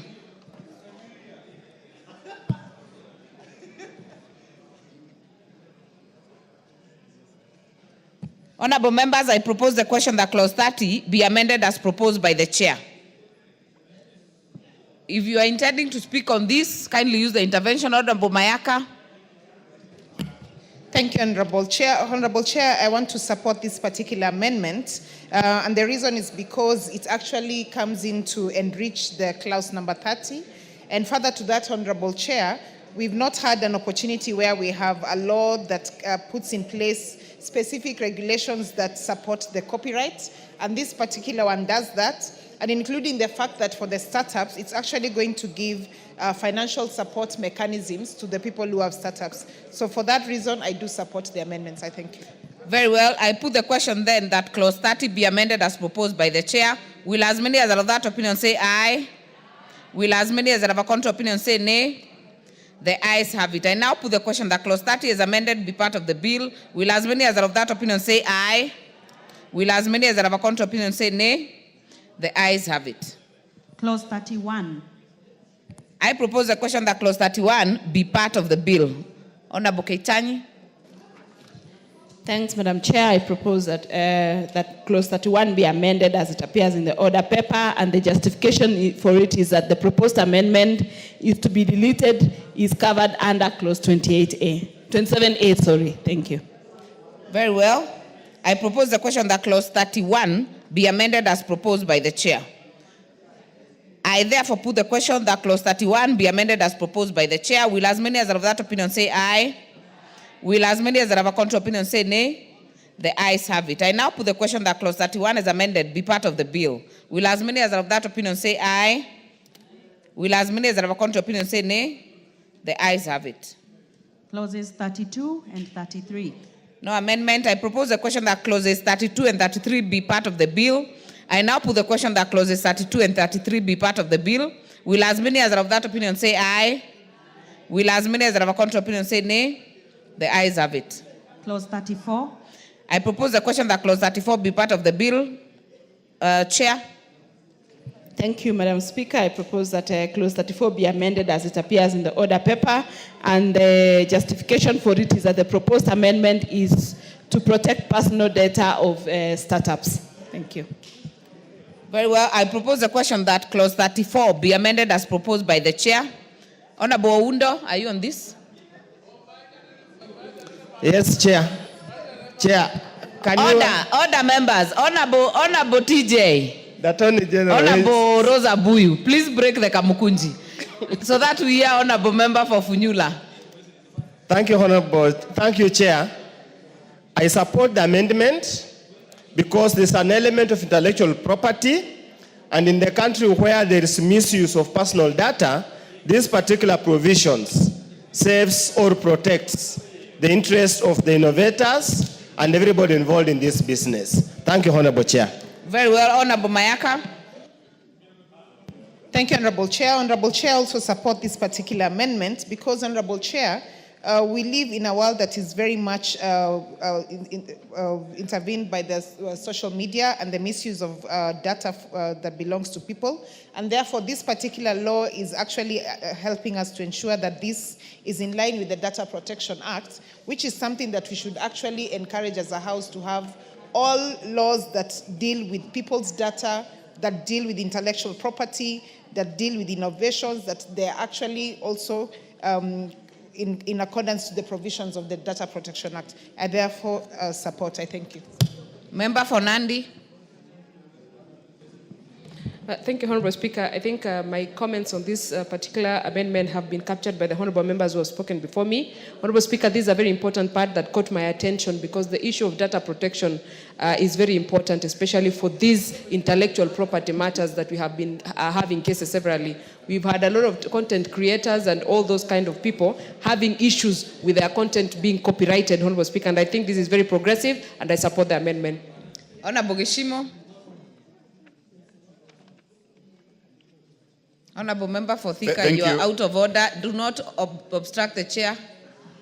Thank you, Chair. As I support this, I abide myself with the sentiments that have been... Order, members. Member for Thika Town, Honorable Alice, you should not stand between the speaker or the chair with the member speaking. Honorable Geshimo, continue. I support and say for what the members have said. One of the reasons that I'm supporting is that the initial clause was purporting to amend another act, which is irregular. This provision just refers to the protection under the Data Protection Act, but you cannot seek in one act to amend another act. So that deletion was very important and to set the record straight and as per the law. Thank you. Very well. Honorable Elachi. Thank you, Chair. I also want to support, knowing very well, Chair, this is a startup when somebody is starting his or her business. And you can imagine how one can turn out and be malicious to just mess up that business. And so I know we have very many young people who are doing startups, and this will help them to protect not just their data, but to protect their businesses from AI. And in this house, we must be very critical in now dealing with misuse of technology and how people are using it. We must put in a law to bring a consent to say, before you use my face or anything, you must have gotten consent from that person. Thank you, Madam Speaker. Very well. Honorable Zamzam, are you on this? Asante sana Mheshimiwa Chair. Na mimi niweze pia kukokoteza kuwa kuweza kuprotect data ya wale ambao wanafanya mambo kwenye mtandao. Mheshimiwa Spika, lazima tuweze kupitisha sheria hii, tuikokoteze kabisa. Mheshimiwa Spika, vijana wetu wanafanya mambo yao ya content creation, unapata umeibiwa, mwingine anachukua, kwa hivyo uhalisia wake unapotea. Mheshimiwa Spika, kwa hiyo itakuwa pia rahisi kumjua nani mwanzilishi wa kitu fulani na inakuwa wepesi kumfikia. Mheshimiwa Spika, wengine wameitumia vibaya, wametumia picha za watu vibaya, kwa hiyo mtu itakuwa anaweza kujulikana kuwa huyu ndo halisia lo anzisha hichi kitu, ama huyu ndo ambaye anaweza kubenefit na kitu chake ambacho ameanzisha mwenyewe. Asante sana Mheshimiwa Chair.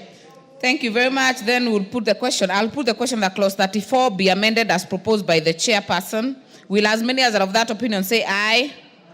Will as many as are of a contrary opinion say nay? The ayes have it. I now put the question that clause 34 is amended be part of the bill. Will as many as are of that opinion say aye? Will as many as are of a contrary opinion say nay? The ayes have it. New clauses. New clause 4A.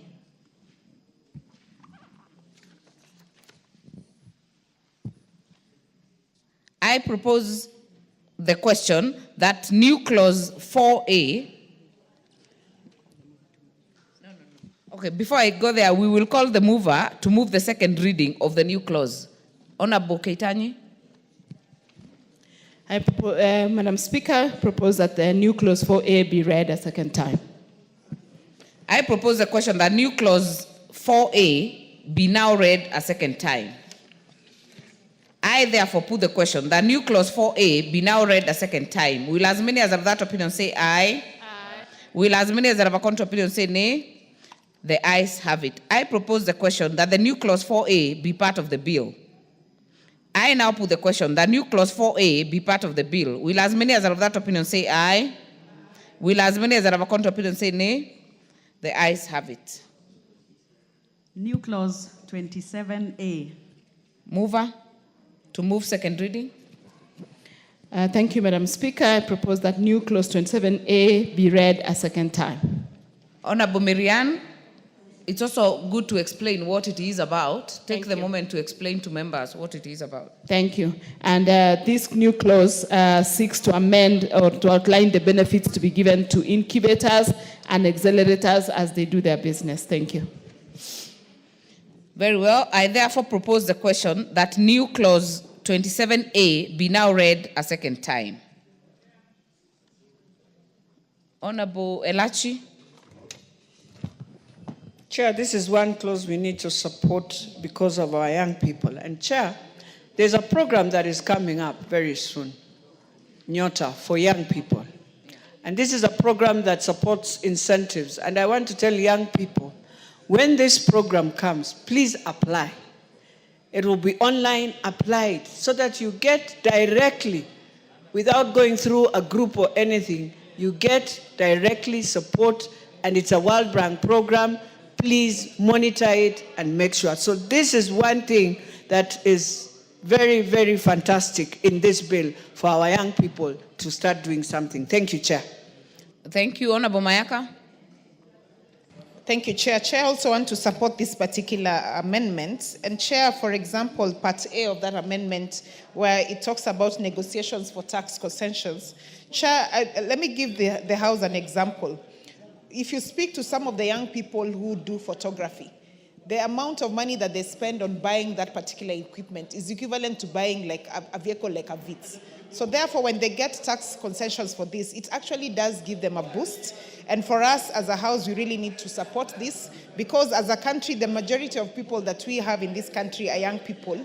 And we need to encourage them to have their own startups instead of waiting to be employed. So, Honorable Chair, I do support these particular two amendments because they're really going to boost the startups. Thank you. Zamzam. Mheshimiwa Chair, na mimi niweze kuunga mkono. Vijana hawana ajira na wakati mwingi wanajitafutia ajira zao wenyewe, Mheshimiwa Spika, lakini unapata yale mambo ya ushuru yanaweza kuwaathiri sana kwa sababu yale maekezo ameweka pale yanapata ushuru kwa mwingi sana, Mheshimiwa Spika. Kwa hiyo tukiweza kurekebisha hii, yaweza kuwa wakipewa ushuru inaanza katika yani kama amepata profits ama amepata ile profit katika kiwango fulani aweza kutoa ushuru, lakini kwa wengine ambao bado yuko chini wanaweza kuwa exempted, Mheshimiwa Chair, na wakaweza kufanya biashara yao bila bugdha, Mheshimiwa Chair, ili waweze kuinua uchumi wa taifa. Asante sana. Nyikal. Thank you. I rise to support this amendment. Chair, this probably may be the most important amendment in the whole of this. When you are having startups, and it means you are starting something new. And if you look at A, you may be using unique machinery that actually has not been in the tax schedule. So then you really need to negotiate that. And if you look at B, the whole idea of searching anything new is doing research. So it is that research grant, and this is a grant and not a loan. This is what will support. I support this amendment, Madam Speaker. I will therefore propose the question that new clause 27A be part of the bill. It is important before I put the question, no. I will put the question that new clause 27A be now read a second time.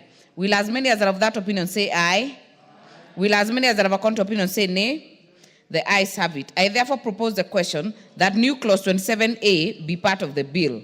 Before I put the global question, it's important to note that Honorable KJ had a proposed amendment, which has been dropped. He's not in the House.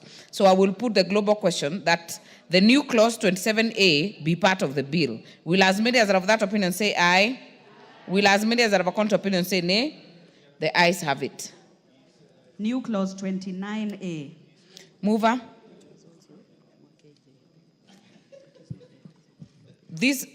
was proposed to be moved by Honorable KJ. It will also be dropped. New clause 30A. Mover, the chairperson. Thank you, Madam Chair. Propose that the new clause 30A be read a second time, and the justification for it is that this amendment aims to safeguard innovations and intellectual property rights of startups, because many of these startups don't get this kind of incentive, so this will help to protect their rights. Very well. I propose the question that new clause 30A be now read a second time. I put the question that new clause 30A be now read a second time. Will as many as are of that opinion say aye? Will as many as are of a contrary opinion say nay? The ayes have it. I propose the question that new clause 30A be part of the bill. Honorable Oundo. Chair, as the Vice Chair of the committee has pointed out, these innovators needs to be protected. Copywriting, fake, and all those kind of things. And that's why now this particular bill is ensuring that Kenya Industrial Property Institute takes all measures within its powers to make sure that the rights, the intellectual property rights of the innovators is protected. So this is now a challenge to the young people, even the old geezers like us who can innovate, that innovate as a startup, and therefore you will get protected by law. Thank you, Honorable Chair. Honorable Mayaka. Thank you, Honorable Chair. Chair, I do support this particular amendment. And Chair, I just want to remind the House about a particular issue that we did have between us and Japan when we were the attempt to have intellectual property on the Kiondo from Kenya. And I remember at that particular time, the issue that we had as a country, it was because they said of the novelty and us having being able to actually protect our intellectual property. And so, Honorable Chair, this is one of those things that is really going to help, especially people who come up with innovations, so that this is protected, and also including the intellectual property that is based on online. Honorable Speaker, another example I'll give is an example of like ChatGPT. You cannot, again, also as a person, even if you have the same intervention, be able to use the same name. And this is because the owners of that particular online platform were able to have intellectual property for this. So, Honorable Speaker, this is one particular clause that is very progressive and that is going to really be dynamic for the people who have startups and to be able to have intellectual property being given the necessary support as per clause 34A Part E, for them to be able to even register. Honorable Chair, also, one other very important aspect of this particular clause is that in Part B, it says that there's going to be training in intellectual property requirements. Because a lot of people have startups, they have this particular intellectual property, but they do not know the procedures and process of them being able to actually have legal setups for these particulars. So, Honorable Chair, yes, I do support this particular clause. I thank you. Honorable Cynthia Muge. Thank you, Honorable Chair. Looking at the proposed introduction, Honorable Speaker, I must say that in a world where we are now getting to know the meaning of intellectual property, and it is becoming of interest to many people, I am particularly happy with this amendment, Honorable Speaker, at Part D, which is speaking about how to expedite intellectual property registration procedures. Honorable Speaker, the people who are going to use this platform majorly are young people, and there are people who have demonstrated in the past that they are a little bit impatient. The provision in the law, Honorable Speaker, that we are speaking to the issue of expedition of the property registration is very progressive for me, and I hope that it is going to aid the issues of intellectual property and trademarks, Honorable Speaker, for the young people who are willing to invest in this particular sector. So I support it in totality, Honorable Speaker. Thank you, Honorable Elachi. Chair, this is one clause that is going to also help the young people. You imagine now, a man I respect so much, Elon Musk, coming in with what he's coming in. And you can imagine at that time how we will be off fiber, we will be off on the satellite. If you don't have such a clause to ensure that you protect the copyrights, the trade secrets, and many other things, valuable assets for young people, we will have a big challenge of plagiarism from each other. So this we support because of the young people, Madam Speaker. Thank you. Honorable Zamzam. Mheshimiwa Chair, na mimi niweze kuunga marekebisho haya, Mheshimiwa Chair, nikiweza kutia mfano kwa wale wa Masai ambao wamekuwa wakitengeza bidhaa zao halisia hapa Kenya, lakini unapata bidhaa zinanunuliwa na mataifa mengine, kisha wanakuja wanaweka ile label yao, wanaturegeshea hapa kwa bei ya juu sana, kama ambao hao ndo asilia waliotengeza, Mheshimiwa Chair. Kwa hiyo tukipitisha hii clause itakuwa imesaidia wengi ambao wana uhalisia kutengeza vitu vyao ili waweze kupata pesa zao kama vile inavyotakikana, Mheshimiwa Chair, na bila kuharibiwa. Yani wajua mtu anaanza na kuwa mbunifu ye mwenyewe, kisha yale ambayo ameyabuni mtu mwingine anakuja anayabeba kama yake, Mheshimiwa Chair. Inakuwa wale ambao wanabuni huku katika Kenya wanakuwa wanadhalilishwa sana. Utapata hata kuna yule ambaye anajaribu kutoa mziki, utapata miziki ya mataifa mengine yamekuwa yale mambo ya copyright, lakini huku kwetu mtu ametoa mziki mzuri lakini unachukuliwa na mtu mwingine kisha na umiliki kama ambao ni wake, wakati halisia aliotunga mwanzo alikuwa ni mwingine, Mheshimiwa Chair. Kwa hiyo mimi naunga mkono tuweze kuwa protect katika hii clause. Asante sana. Finally on this, Honorable Geshimo. Honorable Chair, I support this amendment. Actually, this obligates the Kenya National, the agency, to make sure that all the startups have been taken through training so that they can be able to register their intellectual property with KIPI. And this will prevent them being taken advantage by the bigwigs. We remember the issue of the MPS, where young people are taken advantage of by the main player, Safaricom. We also remember there are some young people during COVID who are doing bends that are usually done by multinationals, and they were also being taken advantage of. So this amendment will actually sort out those issues that actually they will be able to obligate the agency to take them through training and also register them with KIPI for them to reap the intended benefits from their innovations. Thank you, Chair. Very well. Allow me to put the question that the new clause 30A be part of the bill. Will as many as are of that opinion say aye? Will as many as are of a contrary opinion say nay? The ayes have it. New part 5A, comprising of new clauses 32A and 32B. Mover. Madam Speaker, propose that new part 5A be read a second time with amendments on clause 32A, and the amendment is by deleting the words cooperative development appearing in the subclause 1 and substituting therefore the word startup. And the rationale is to make reference to the correct name of the fund being established, that is the startup fund.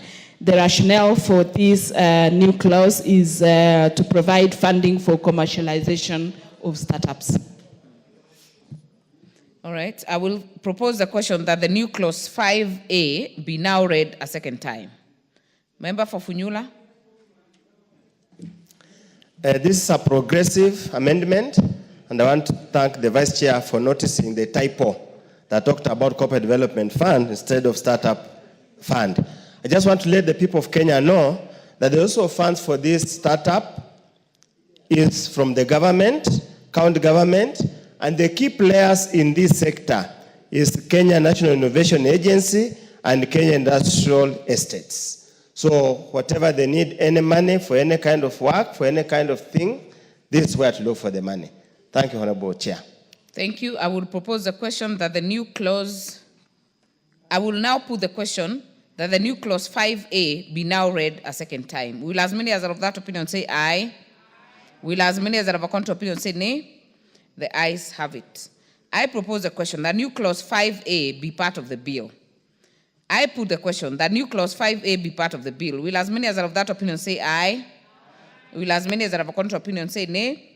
The ayes have it. New clause 34A. Mover. Thank you, Madam Chair.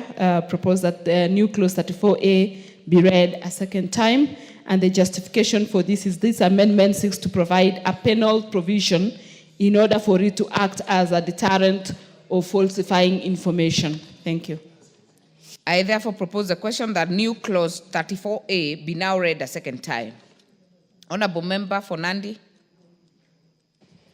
Honorable Chair, if you look at clause 34A2, it has a very good provision, Honorable Chair, that does not talk about only the penalty, but it also says that in addition to any penalty referred to in the subsection 1, the court may order or prohibit the doing of any act to stop a continuing contravention. Honorable Chair, if you have noted, when things go to the court, people sometimes continue to earn or continue to benefit from the wrongs that they have done as the wheels of justice take time. So, Honorable Speaker, the subset 34A2 is a very progressive provision that it will be able to help in prohibition of or any continuing contravention of the same. So I support this amendment, Honorable Chair. Very well. Honorable Mayaka. Thank you, Chair. Chair also support this particular amendment because from the onset, what we are trying to do is ensure that we are maintaining good practice and due process and good order, so that anybody who tries to do any contraventions or even tries to get startups into getting into businesses or get into innovations that are not actually legal, they can actually be discouraged from the offset, especially when they see what the consequences for that are. So I therefore support this amendment. I thank you. Thank you. Honorable Mizigi. Thank you very much, Chair, for this opportunity, and Happy New Year to everyone. I also want to support this amendment because looking at it, it's going to be a mitigating a measure to a lot of information that most of the time is controversial and brings a lot of complication when it comes to matters giving penalties. So I support. Honorable Nikau. I rise, Chair, to support this. This is actually very important, particularly relating to what we have passed on intellectual property, particularly TRIPS, trade-related intellectual property rights. That is actually where a lot of people lose out, because you will have those trade-related rights and there's no punishment that goes with them.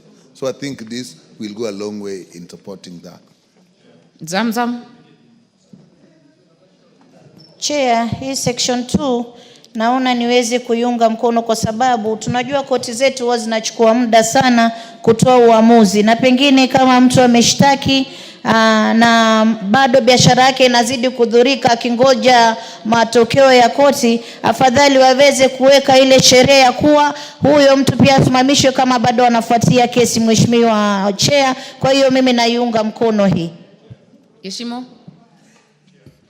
Chair, every law should not be made in vain, and in proper drafting, every law should have a penalty clause.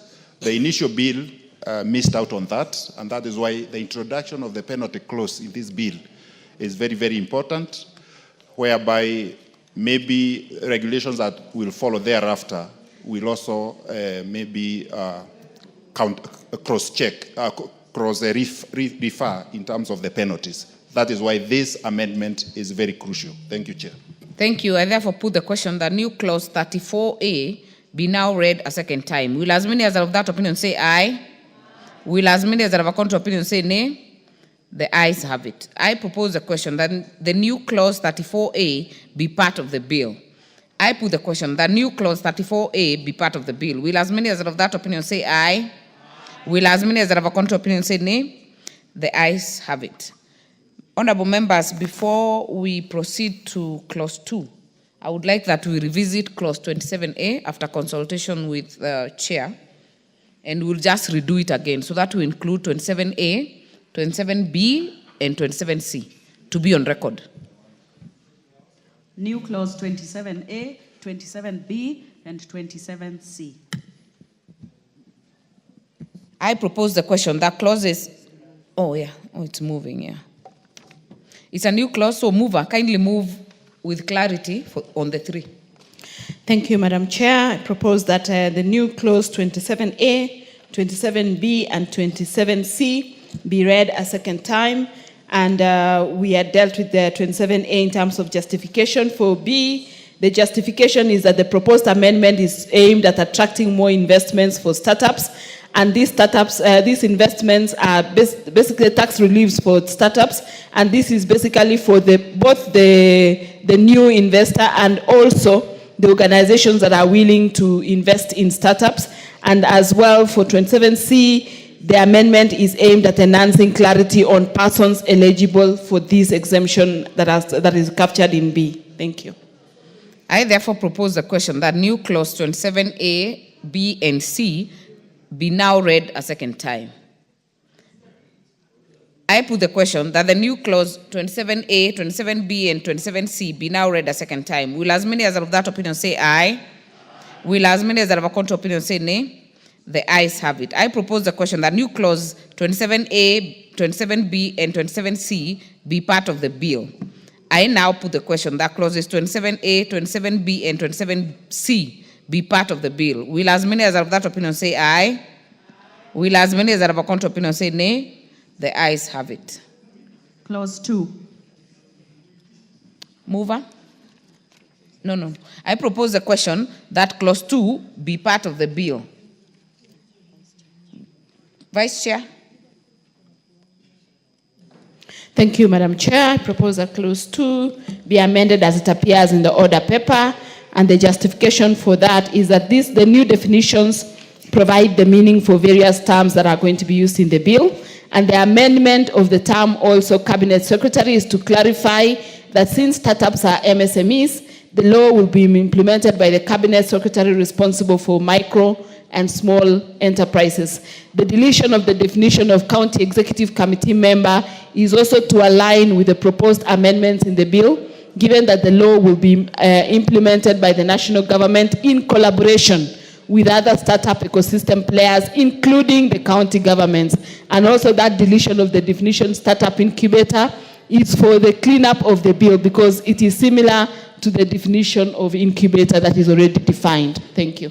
Very well, I now propose the question that clause 2 be part of the bill.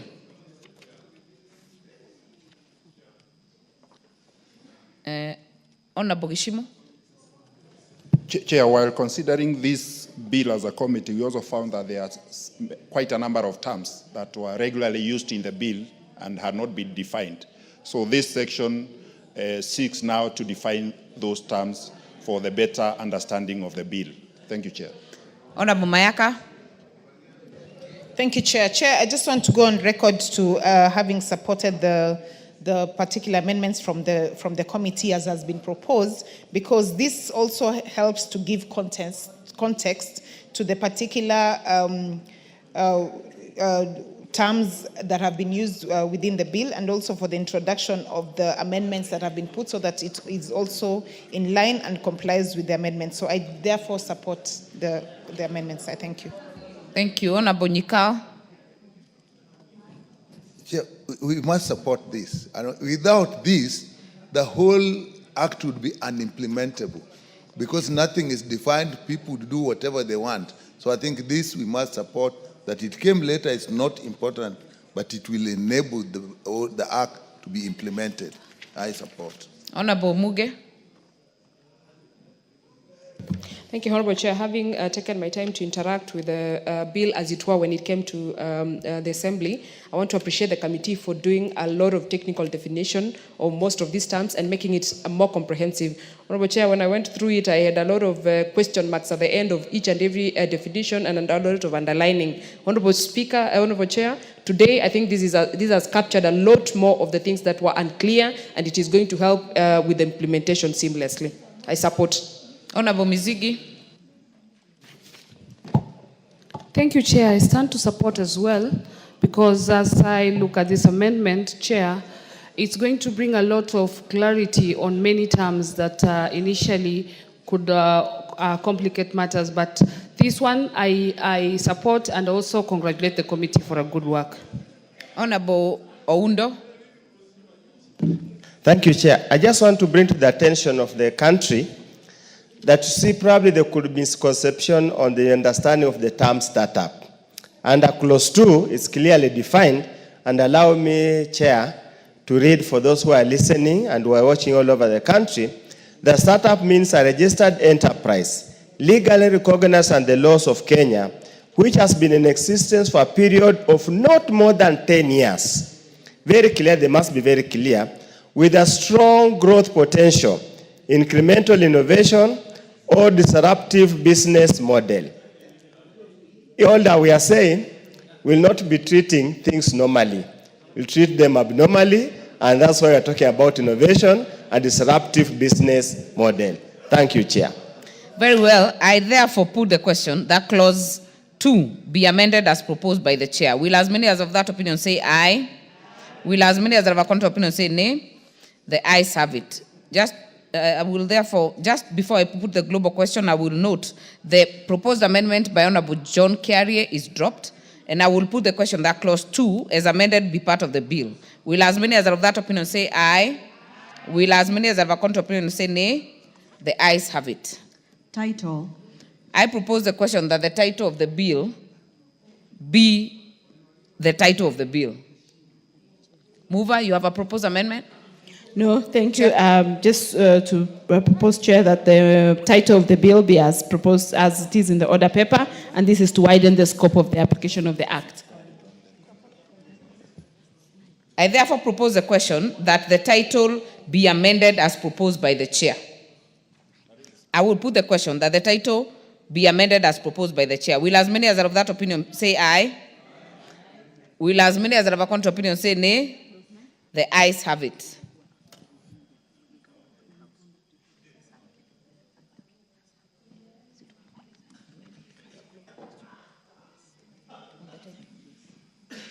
I now put the question that the title as amended be the title of the bill. Will as many as are of that opinion say aye? Will as many as are of a contrary opinion say nay? The ayes have it.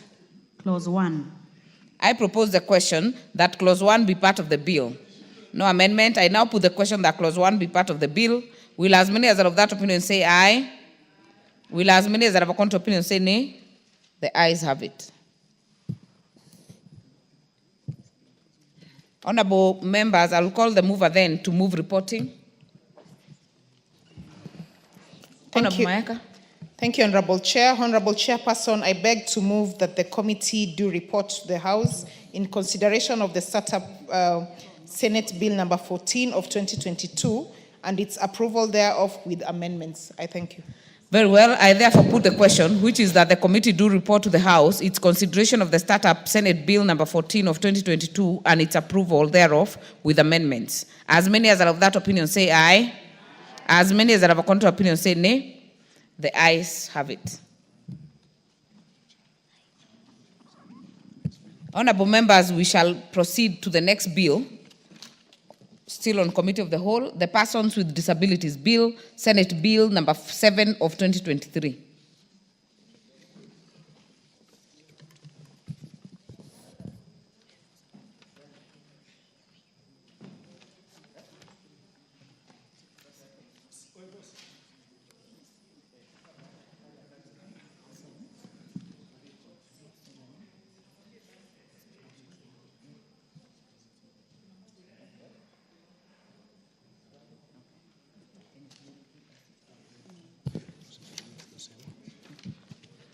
We shall then begin. Clause 3.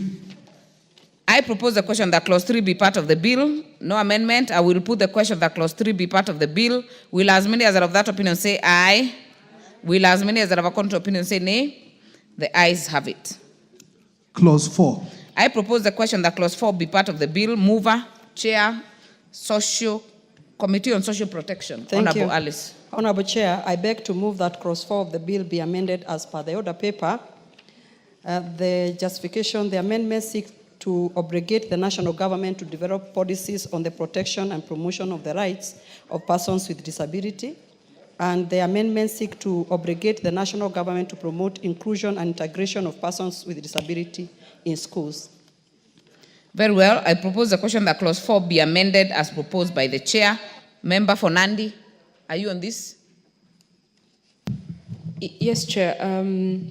I like especially the replacement from welfare to the rights, because, Honorable Chair, we cannot continue treating the quality of the persons living with disability issues as something that can either be done or might not be done. It must be treated as an entitlement to them because they have a right. So, Honorable Chair, I support the amendments and particularly that part of it. Very well. Honorable Member for Mombasa. Mheshimiwa Chair, na mimi niweze kuunga kwa sababu tukitoa neno welfare na kuweka right inasisitiza kuwa hii ni haki yao. Lakini tukiacha welfare ilikuwa kidogo wanatatizika, wakati ambapo ni haki yao kupata huduma, ni haki yao kuangaliwa kama vile Wakenya wengine. Mheshimiwa Chair, na mimi naunga hapo. I therefore put the question that clause 4 be amended. I therefore put the question that clause 4 be amended as proposed by the chair. Will as many as are of that opinion say aye? Will as many as are of a contrary opinion say nay? The ayes have it. I now put the question that clause 4 as amended be part of the bill. Will as many as are of that opinion say aye? Will as many as are of a contrary opinion say nay? The ayes have it. Clause 5. I propose the question that clause 5 be part of the bill. Mover. Honorable Chair, I beg to move that clause 5 be amended as per the order paper. Justification: the amendments seek to obligate the county government to develop policies on the protection and promotion of the rights of the persons with disability. Further, the amendments are necessary to align the bill with Article 58 of the Constitution, which provides that children have a right to free and compulsory basic education, which includes pre-primary education. I propose the question that clause 5 be amended as proposed by the chair. I put the question that clause 5 be amended as proposed by the chair. Will as many as are of that opinion say aye? Will as many as are of a contrary opinion say nay? The ayes have it. I now put the question that clause 5 as amended be part of the bill. Will as many as are of that opinion say aye? Will as many as are of a contrary opinion say nay? The ayes have it. Clause 6. I propose the question that clause 6 be part of the bill. Mover. Honorable Chair, I beg to move clause 6 be amended as per the order paper. Justification: the amendment is necessary to align the clause 6 with the provision of Article 2(1) of the Constitution on equality and freedom of discrimination. I therefore propose the question that clause 6 be amended as proposed by the chair. I put the question that clause 6 be amended as proposed by the chair. Will as many as are of that opinion say aye? Will as many as are of a contrary opinion say nay? The ayes have it. I now put the question that clause 6 as amended be part of the bill. Will as many as are of that opinion say aye? Will as many as are of a contrary opinion say nay? The ayes have it. Clause 7. I propose the question that clause 7 be part of the bill. No amendment. I put the question that clause 7 be part of the bill. Will as many as are of that opinion say aye? Will as many as are of a contrary opinion say nay? The ayes have it. Clause 8. I propose the question that clause 8 be part of the bill. Mover. Honorable Chair, I beg to move that clause 8 of the bill be amended as per the order paper. Justification: the amendments seek to ensure that the exercise of the right to marry is based on free and full consent of the parties. The amendment also seeks to delete the word sexuality and replace with sexual to make reference to the correct terminology as employed on other statutes, which is sexual and productive health. I therefore propose the question that clause 8 be amended as proposed by the chair. I put the question that clause 8 be amended as proposed by the chair. Will as many as are of that opinion say aye? Aye. Will as many as are of a contrary opinion say nay? The ayes have it. I now put the question that clause 8 as amended be part of the bill. Will as many as are of that opinion say aye? Aye. Will as many as are of a contrary opinion say nay? The ayes have it. Clauses 9 and 10. I propose the question that clauses 9 and 10 be part of the bill. No amendment. I put the question that clauses 9 and 10 be part of the bill. Will as many as are of that opinion say aye? Aye. Will as many as are of that contrary opinion say nay? The ayes have it. Clause 11. I propose the question that clause 11 be part of the bill. Mover. Honorable Chair, I beg to move that clause 11 be amended as the order paper. The amendments seek to align the bill with the provision of the Basic Education Act, which recognizes the right of every child to access quality and inclusive education. I therefore propose the question that clause 11 be amended as proposed by the chair. I put the question that clause 11 is amended. I put the question that clause 11 be amended as proposed by the chair. Will as many as are of that opinion say aye?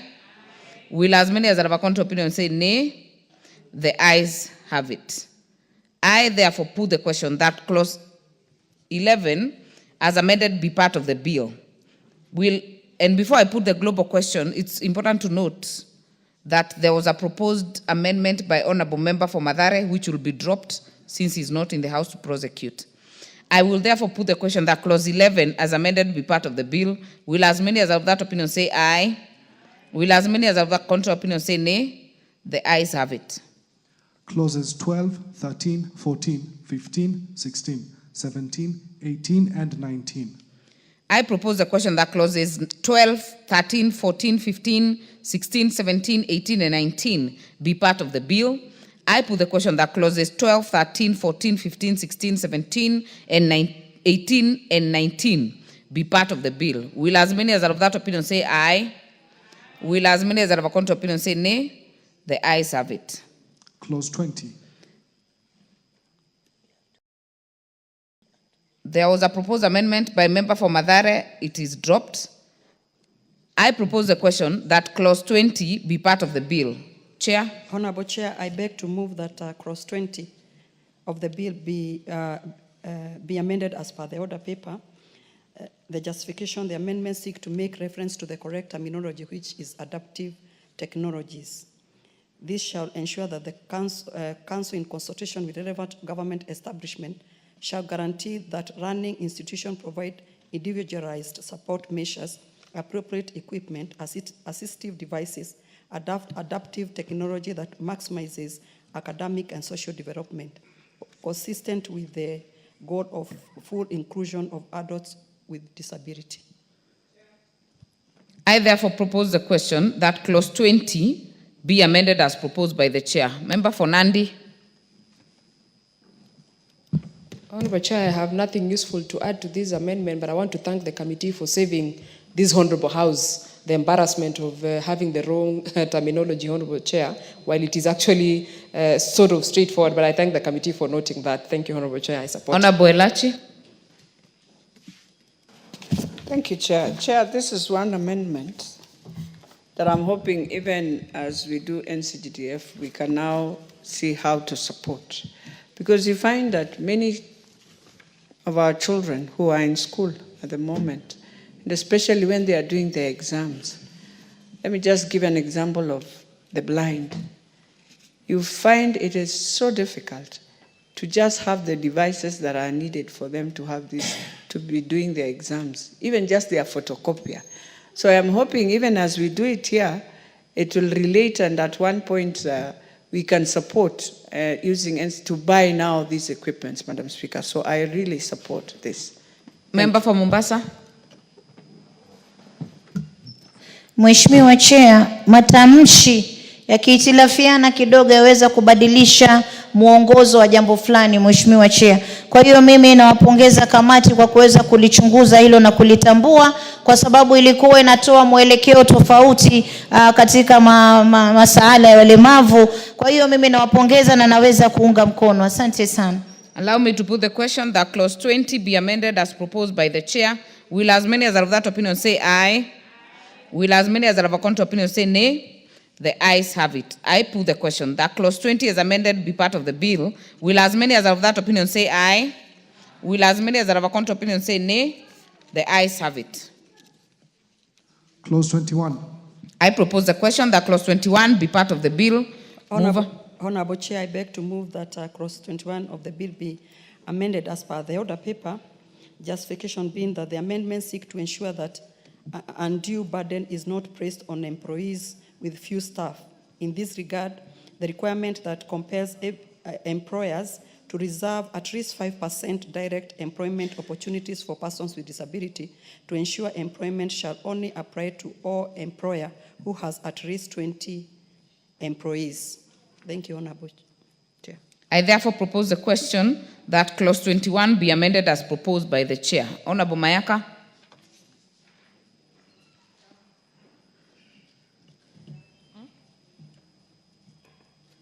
Thank you, Chair. Chair, I also want to support this particular amendment because, Chair, it does make mathematical sense that we start the 5% definition from a number of at least 20 employees. So this makes total sense that they have included it. Thank you. Very well. Honorable Zamzam, are you on this?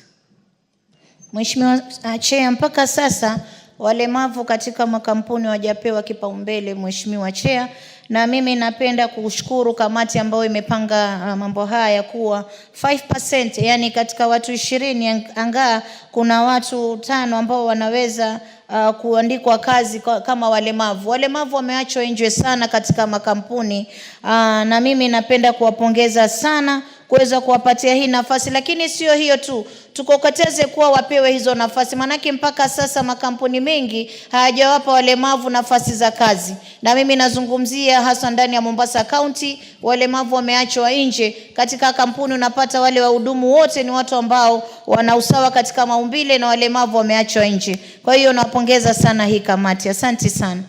Very well. Honorable Elachi. Chair, this is one part I will tell you we have really misused, even as political parties. Chair, you realize in all, even when you look at our county assemblies, we have made it as a joke. And I'm hoping the 20 is not just about employment. It is in everywhere where we must ensure now inclusivity is done. And Madam Speaker, you realize that we try our best in GAF and NCGDF to ensure we have persons who are with special needs.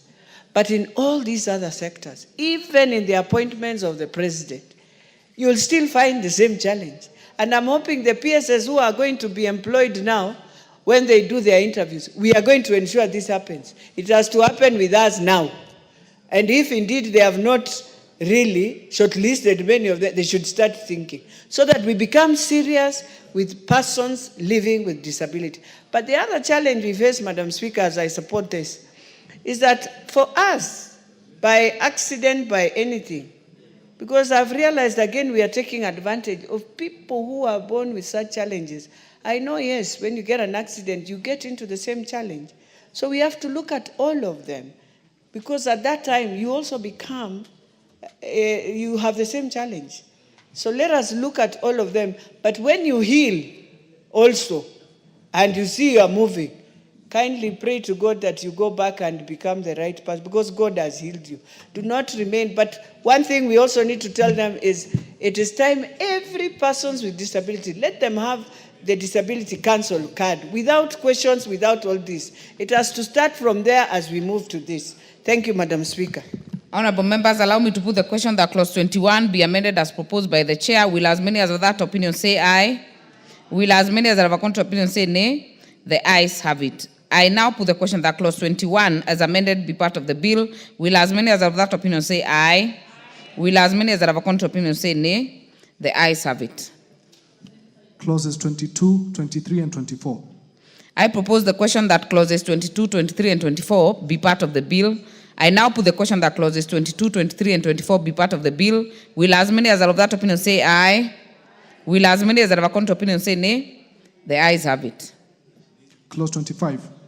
I propose the question that clause 25 be part of the bill. Mover. Honorable Chair, I beg to move that clause 25 of the bill be amended as per the order paper. Justification that the amendment create clarity as to processes and structure for delivering health service to persons with disability, and compels national and county government to put into place mechanisms that shall ensure prompt attendance by medical personnel to persons with disability. I propose the question that clause 25 be amended as proposed by the chair.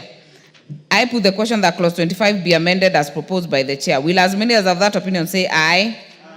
Will as many as of a contrary opinion say nay? The ayes have it. I now put the question that clause 25 as amended be part of the bill. Will as many as of that opinion say aye? Will as many as of a contrary opinion say nay? The ayes have it. Clause 26. I propose the question that clause 26 be part of the bill. Mover. Honorable Chair, I beg to move that clause 26 of the bill be amended as per the order paper.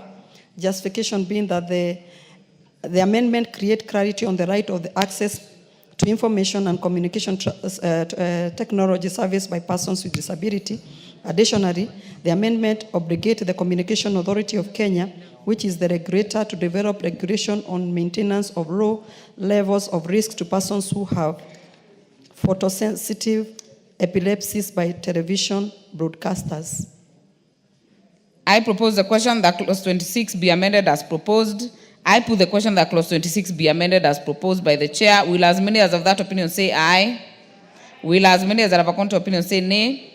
The ayes have it. I now put the question that clause 26 be as amended be part of the bill. Will as many as of that opinion say aye? Will as many as that have a contrary opinion say nay? The ayes have it. Clause 27. I propose the question that clause 27 be part of the bill. I put the question that clause 27 be part of the bill. Will as many as are of that opinion say aye? Will as many as are of a contrary opinion say nay? The ayes have it. Clause 28. I propose the question that clause 28 be part of the bill. Mover. Honorable Chair, I beg to move that clause 28 of the bill be amended as per the order paper. Justification, the amendment aligns clause 28 of the bill with Article 7 of the Constitution, which recognizes the use of Kenya Sign Language. I propose the question that clause 28 be amended as proposed by the chair. Honorable Pareyo, are you on this one? If not, I put the question that clause 28 be amended as proposed by the chair. Will as many as of that opinion say aye? Will as many as that have a contrary opinion say nay? The ayes have it. I now put the question that clause 28 as amended be part of the bill. Will as many as of that opinion say aye? Will as many as that have a contrary opinion say nay? The ayes have it. Clause 29. I propose the question that clause 29 be part of the bill. Mover. Honorable Chair, I beg to move that clause 29 of the bill be amended as per the order paper. Justification being the amendment align clause 29 of the bill with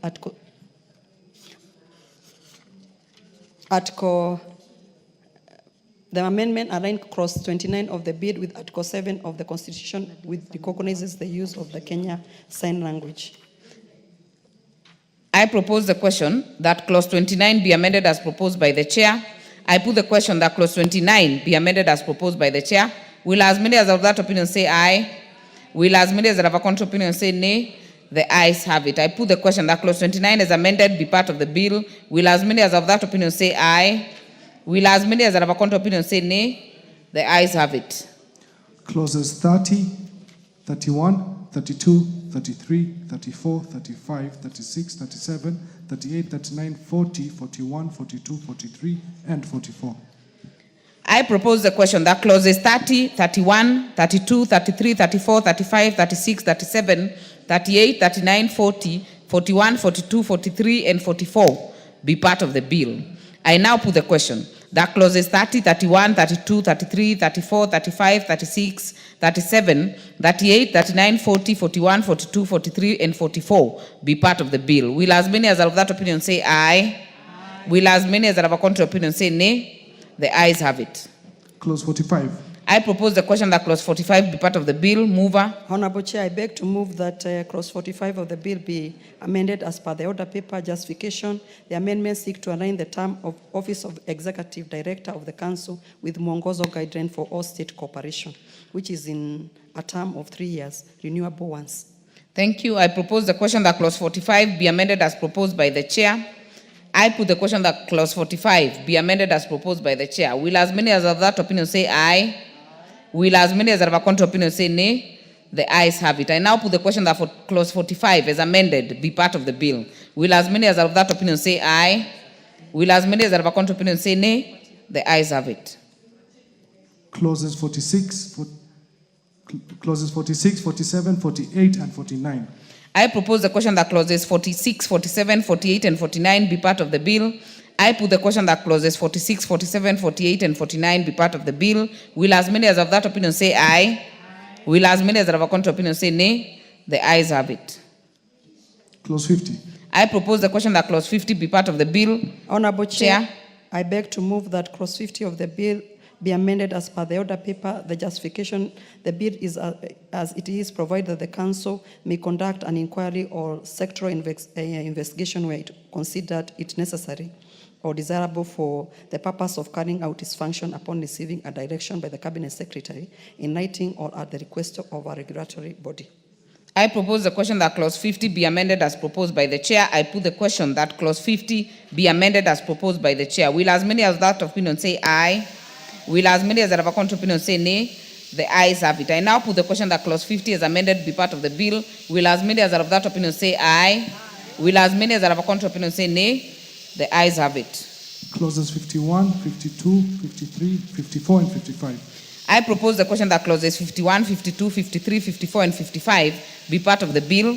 I now put the question that clauses 51, 52, 53, 54, and 55 be part of the bill. Will as many as have that opinion say aye?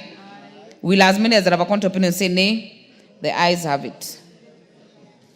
Clause 56. I propose the question that clause 56 be part of the bill. Mover. Honorable Chair, I beg to move that clause 56 of the bill be amended as per the order paper. Justification, clause 56 provide for exemption from income tax and provision of social assistance to parents or guardian of children with severe disability to allow flexibility and variation for increase of the amount such as such parents or guardian may be entitled. The clause also should not specify the amount. I propose the question that clause 56 be amended as proposed by the chair. I put the question that clause 56 be amended as proposed by the chair. Will as many as have that opinion say aye? Will as many as have a contrary opinion say nay? The ayes have it. I now put the question that clause 56 as amended be part of the bill. Will as many as have that opinion say aye?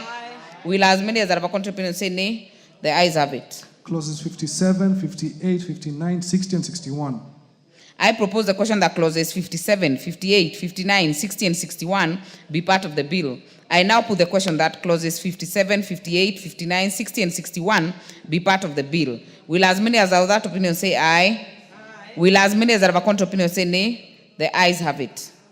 Clause 62. I propose the question that clause 62 be part of the bill. Mover. Honorable Chair, I beg to move that clause 68 of the bill be amended as per the order paper. You've said clause 62? Yeah. Justification, the proposed amendments seek to enhance the penalty of the offense against abuse of persons with disability. I propose the question that clause 62 be amended as proposed by the chair. I put the question that clause 62 be amended as proposed by the chair. Will as many as have that opinion say aye? Will as many as have a contrary opinion say nay? The ayes have it. I now put the question that clause 62 as amended be part of the bill. Will as many as have that opinion say aye? Will as many as have a contrary opinion say nay? The ayes have it. Clause 63. I propose the question that clause 63 be part of the bill. Mover. Honorable Chair, I beg to move that clause 63 of the bill be amended as per the order paper. Justification, the proposed amendments seek to create a penalty of the offense against concealment of a persons with disability.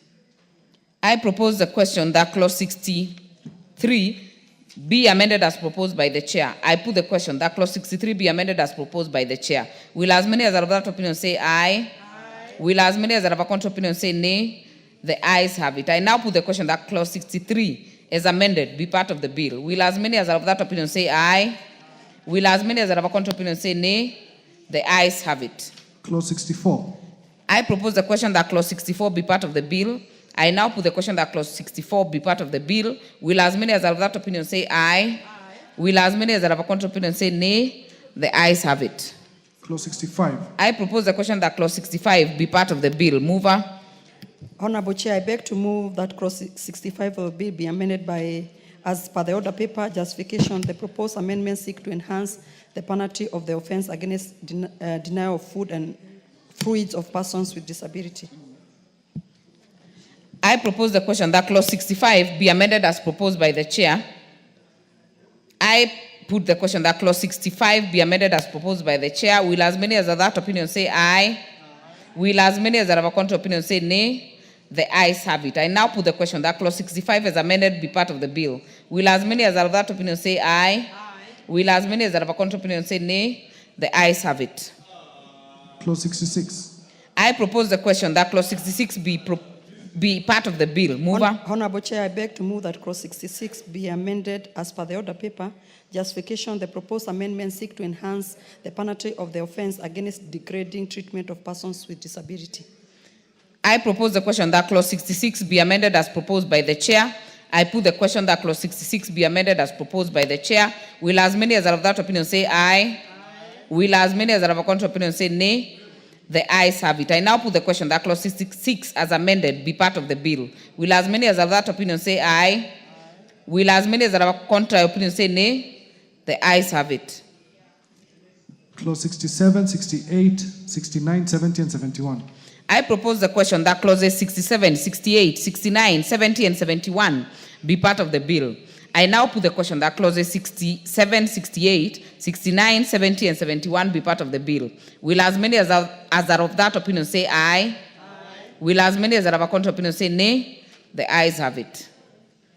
Clause 72. I propose the question that clause 72 be part of the bill. Mover. Honorable Chair, I beg to move that clause 72 of the bill be amended as per the order paper. Justification: the proposed amendments seek to ensure access by persons with disability of public transport by obligating the national and county government to make public roads and highways under their respective mandates accessible to persons with disability, ensuring that bus stops and barrier-free. I propose the question that clause 72 be amended as proposed by the chair. I put the question that clause 72 be amended as proposed by the chair. Will as many as are of that opinion say aye? Will as many as are of a contrary opinion say nay? The ayes have it. I now put the question that clause 72 as amended be part of the bill. Will as many as are of that opinion say aye? Will as many as are of a contrary opinion say nay? The ayes have it. Clause 74. I propose the question that clause 74 be part of the bill. Mover. Honorable Chair, I beg to move that clause 74 of the bill be amended as per the order paper. Justification: clause 74 of the bill provides that no person shall, on the ground of disability alone, deny a person with disability admission into any premises which members of the public are ordinarily admitted. The use of the word alone in clause 74 implies that where there exists another ground, a person with disability may be discriminated, hence the proposal to delete the word. I propose the question that clause 74 be amended as proposed by the chair. I put the question that clause 74 be amended as proposed by the chair. Will as many as are of that opinion say aye? Will as many as are of a contrary opinion say nay? The ayes have it. I now put the question that clause 74 is amended be part of the bill. Will as many as are of that opinion say aye? Will as many as are of a contrary opinion say nay? The ayes have it.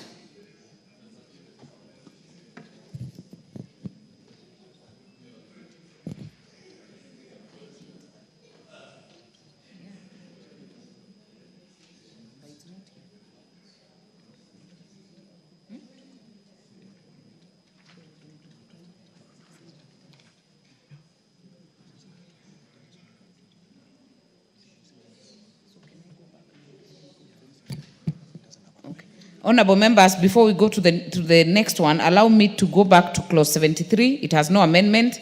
I will propose a question that clause 73 be part of the bill. I now put the question that clause 73 be part of the bill. Will as many as have that opinion say aye? Aye. Will as many as have a contrary opinion say nay? The ayes have it. Clause 75, 76, 77, 78, 79, 80, 81, 82, 83, 84, 85, and 86. I propose the question that clauses 75, 76, 77, 78, 79, 80, 81, 82, 83, 84, 85, and 86 be part of the bill. I now put the question that clauses 75, 76, 77, 78, 79, 80, 81, 82, 83, 84, 85, and 86 be part of the bill. Will as many as are of that opinion say aye? Aye. Will as many as are of a contrary opinion say nay? The ayes have it. New clause 36A. Mover. Honorable Chair, I beg to move that new clause 36A be read a second time as per the order paper. I therefore propose the question that new clause 36A be now read a second time. I put the question that new clause 36A be now read a second time. Will as many as are of that opinion say aye? Aye. Will as many as are of a contrary opinion say nay? The ayes have it. I propose the question that new clause 36A be part of the bill. I now put the question that new clause 36A be part of the bill. Will as many as are of that opinion say aye? Aye. Will as many as are of a contrary opinion say nay? The ayes have it.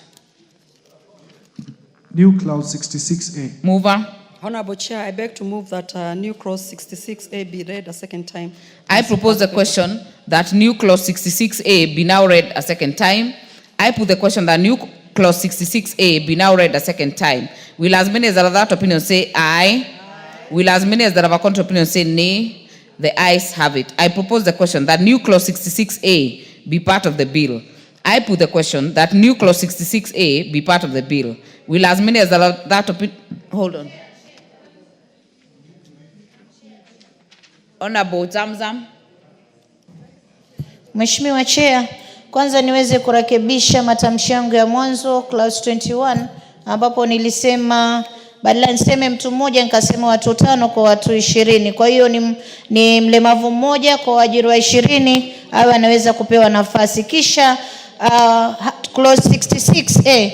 Mheshimiwa, kuna watu wengi sana wanatumia watoto walemavu kwenda kuombaomba mabarabarani wakiwanyanyasa na kuwanyima zile haki zao. Kwa hiyo hii section 66A mimi naipigia upato na naweza kuunga mkono. Asante sana. I therefore propose the question that new clause 66A be part of the bill. I now put the question that new clause 66A be part of the bill. Will as many as are of that opinion say aye? Will as many as are of a contrary opinion say nay? The ayes have it. New clause 73A. Mover. Honorable Chair, I beg to move that new clause 73A be read a second time as per the order paper. I propose the question that new clause 73A be now read a second time. I put the question that new clause 73A be now read a second time. Will as many as are that opinion say aye? Will as many as are of a contrary opinion say nay? The ayes have it. I propose the question that new clause 73A be part of the bill. I put the question that new clause 73A be part of the bill. As many as are of that opinion say aye? Will as many as are of a contrary opinion say nay? The ayes have it. First schedule. I propose the question that the first schedule be the schedule of the bill. I put the question that the first schedule be the schedule of the bill. Will as many as are of that opinion say aye? Will as many as are of a contrary opinion say nay? The ayes have it. Second schedule. I propose the question that the second schedule be the schedule of the bill. I put the question that the second schedule be the schedule of the bill. Will as many as are of that opinion say aye? Will as many as are of a contrary opinion say nay? The ayes have it. Clause 2. I propose the question that clause 2 be part of the bill. There is a proposed amendment by member for Madare which will be dropped. So we will prosecute as if it has no amendment. Honorable members, I therefore put the question that clause 2 be part of the bill. Will as many as of that opinion say aye?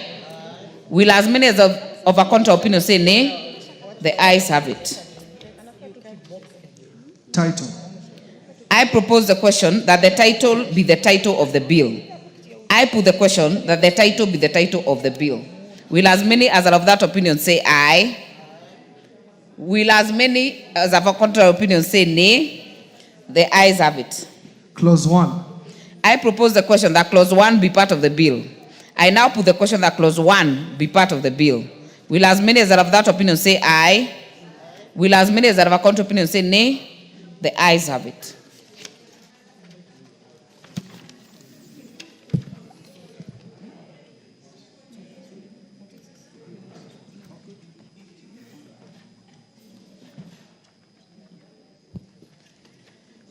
I will therefore call the mover. Move reporting. Honorable Chair, I beg to move that the committee do report to the House its consideration of the Persons with Disability Bill, Senate Bill number 7 of 2023, and its approval thereof with amendments. I put the question that the committee do report to the House its consideration of the Persons with Disabilities Bill, Senate Bill number 7 of 2023, and its approval thereof with amendments.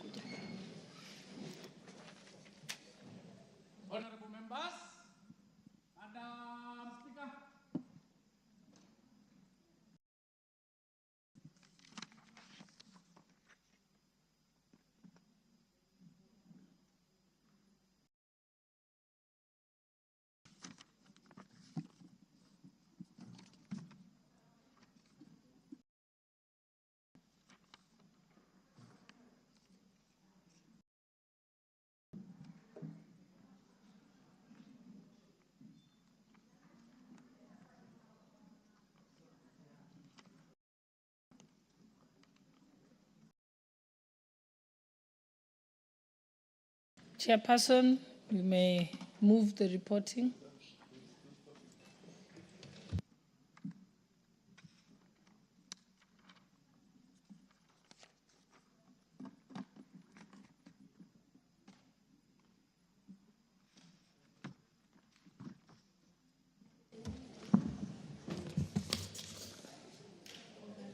Honorable Speaker, I beg to report that the Committee of the Whole House has considered the Startup Senate Bill number 14 of 2022.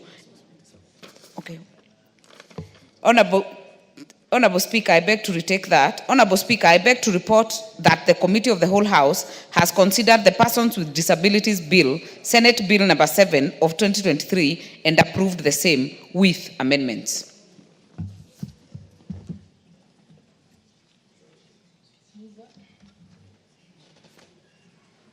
Mover of the bill.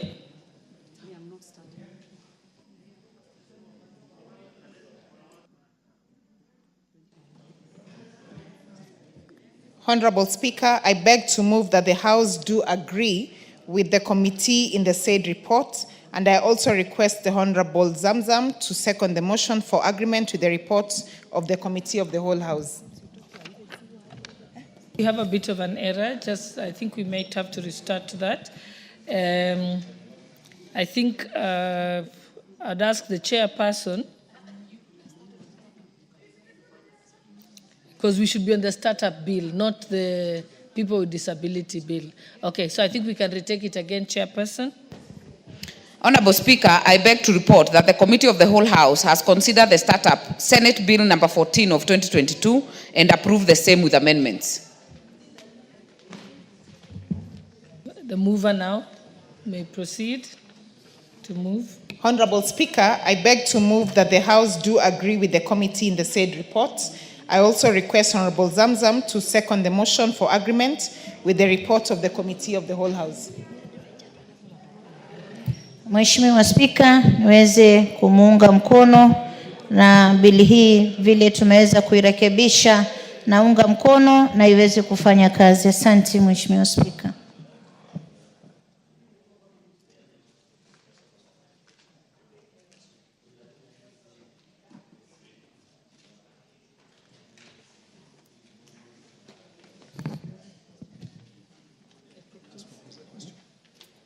Honorable members, I propose the question that this House do agree with the committee in the said report. May I put okay. Mover.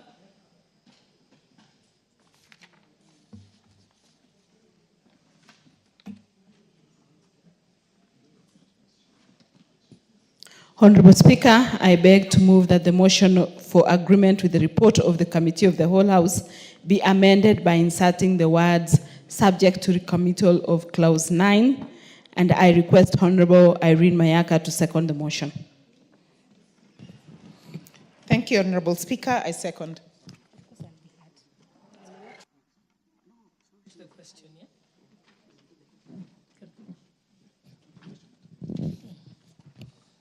Honorable members, I will put the question at a later time.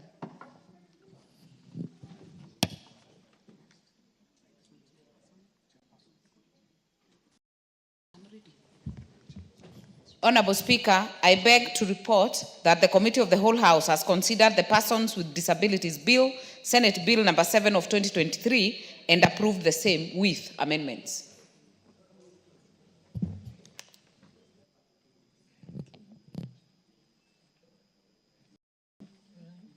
The mover.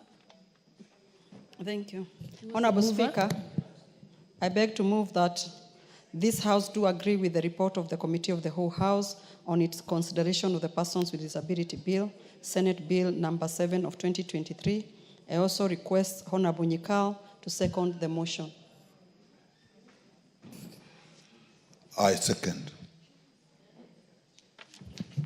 Okay, honorable members, I now propose the question that this House do agree with the report of the Committee of the Whole House on its consideration of the Persons with Disabilities Bill, Senate Bill number 7 of 2023. And honorable members, we shall put the question at a later time.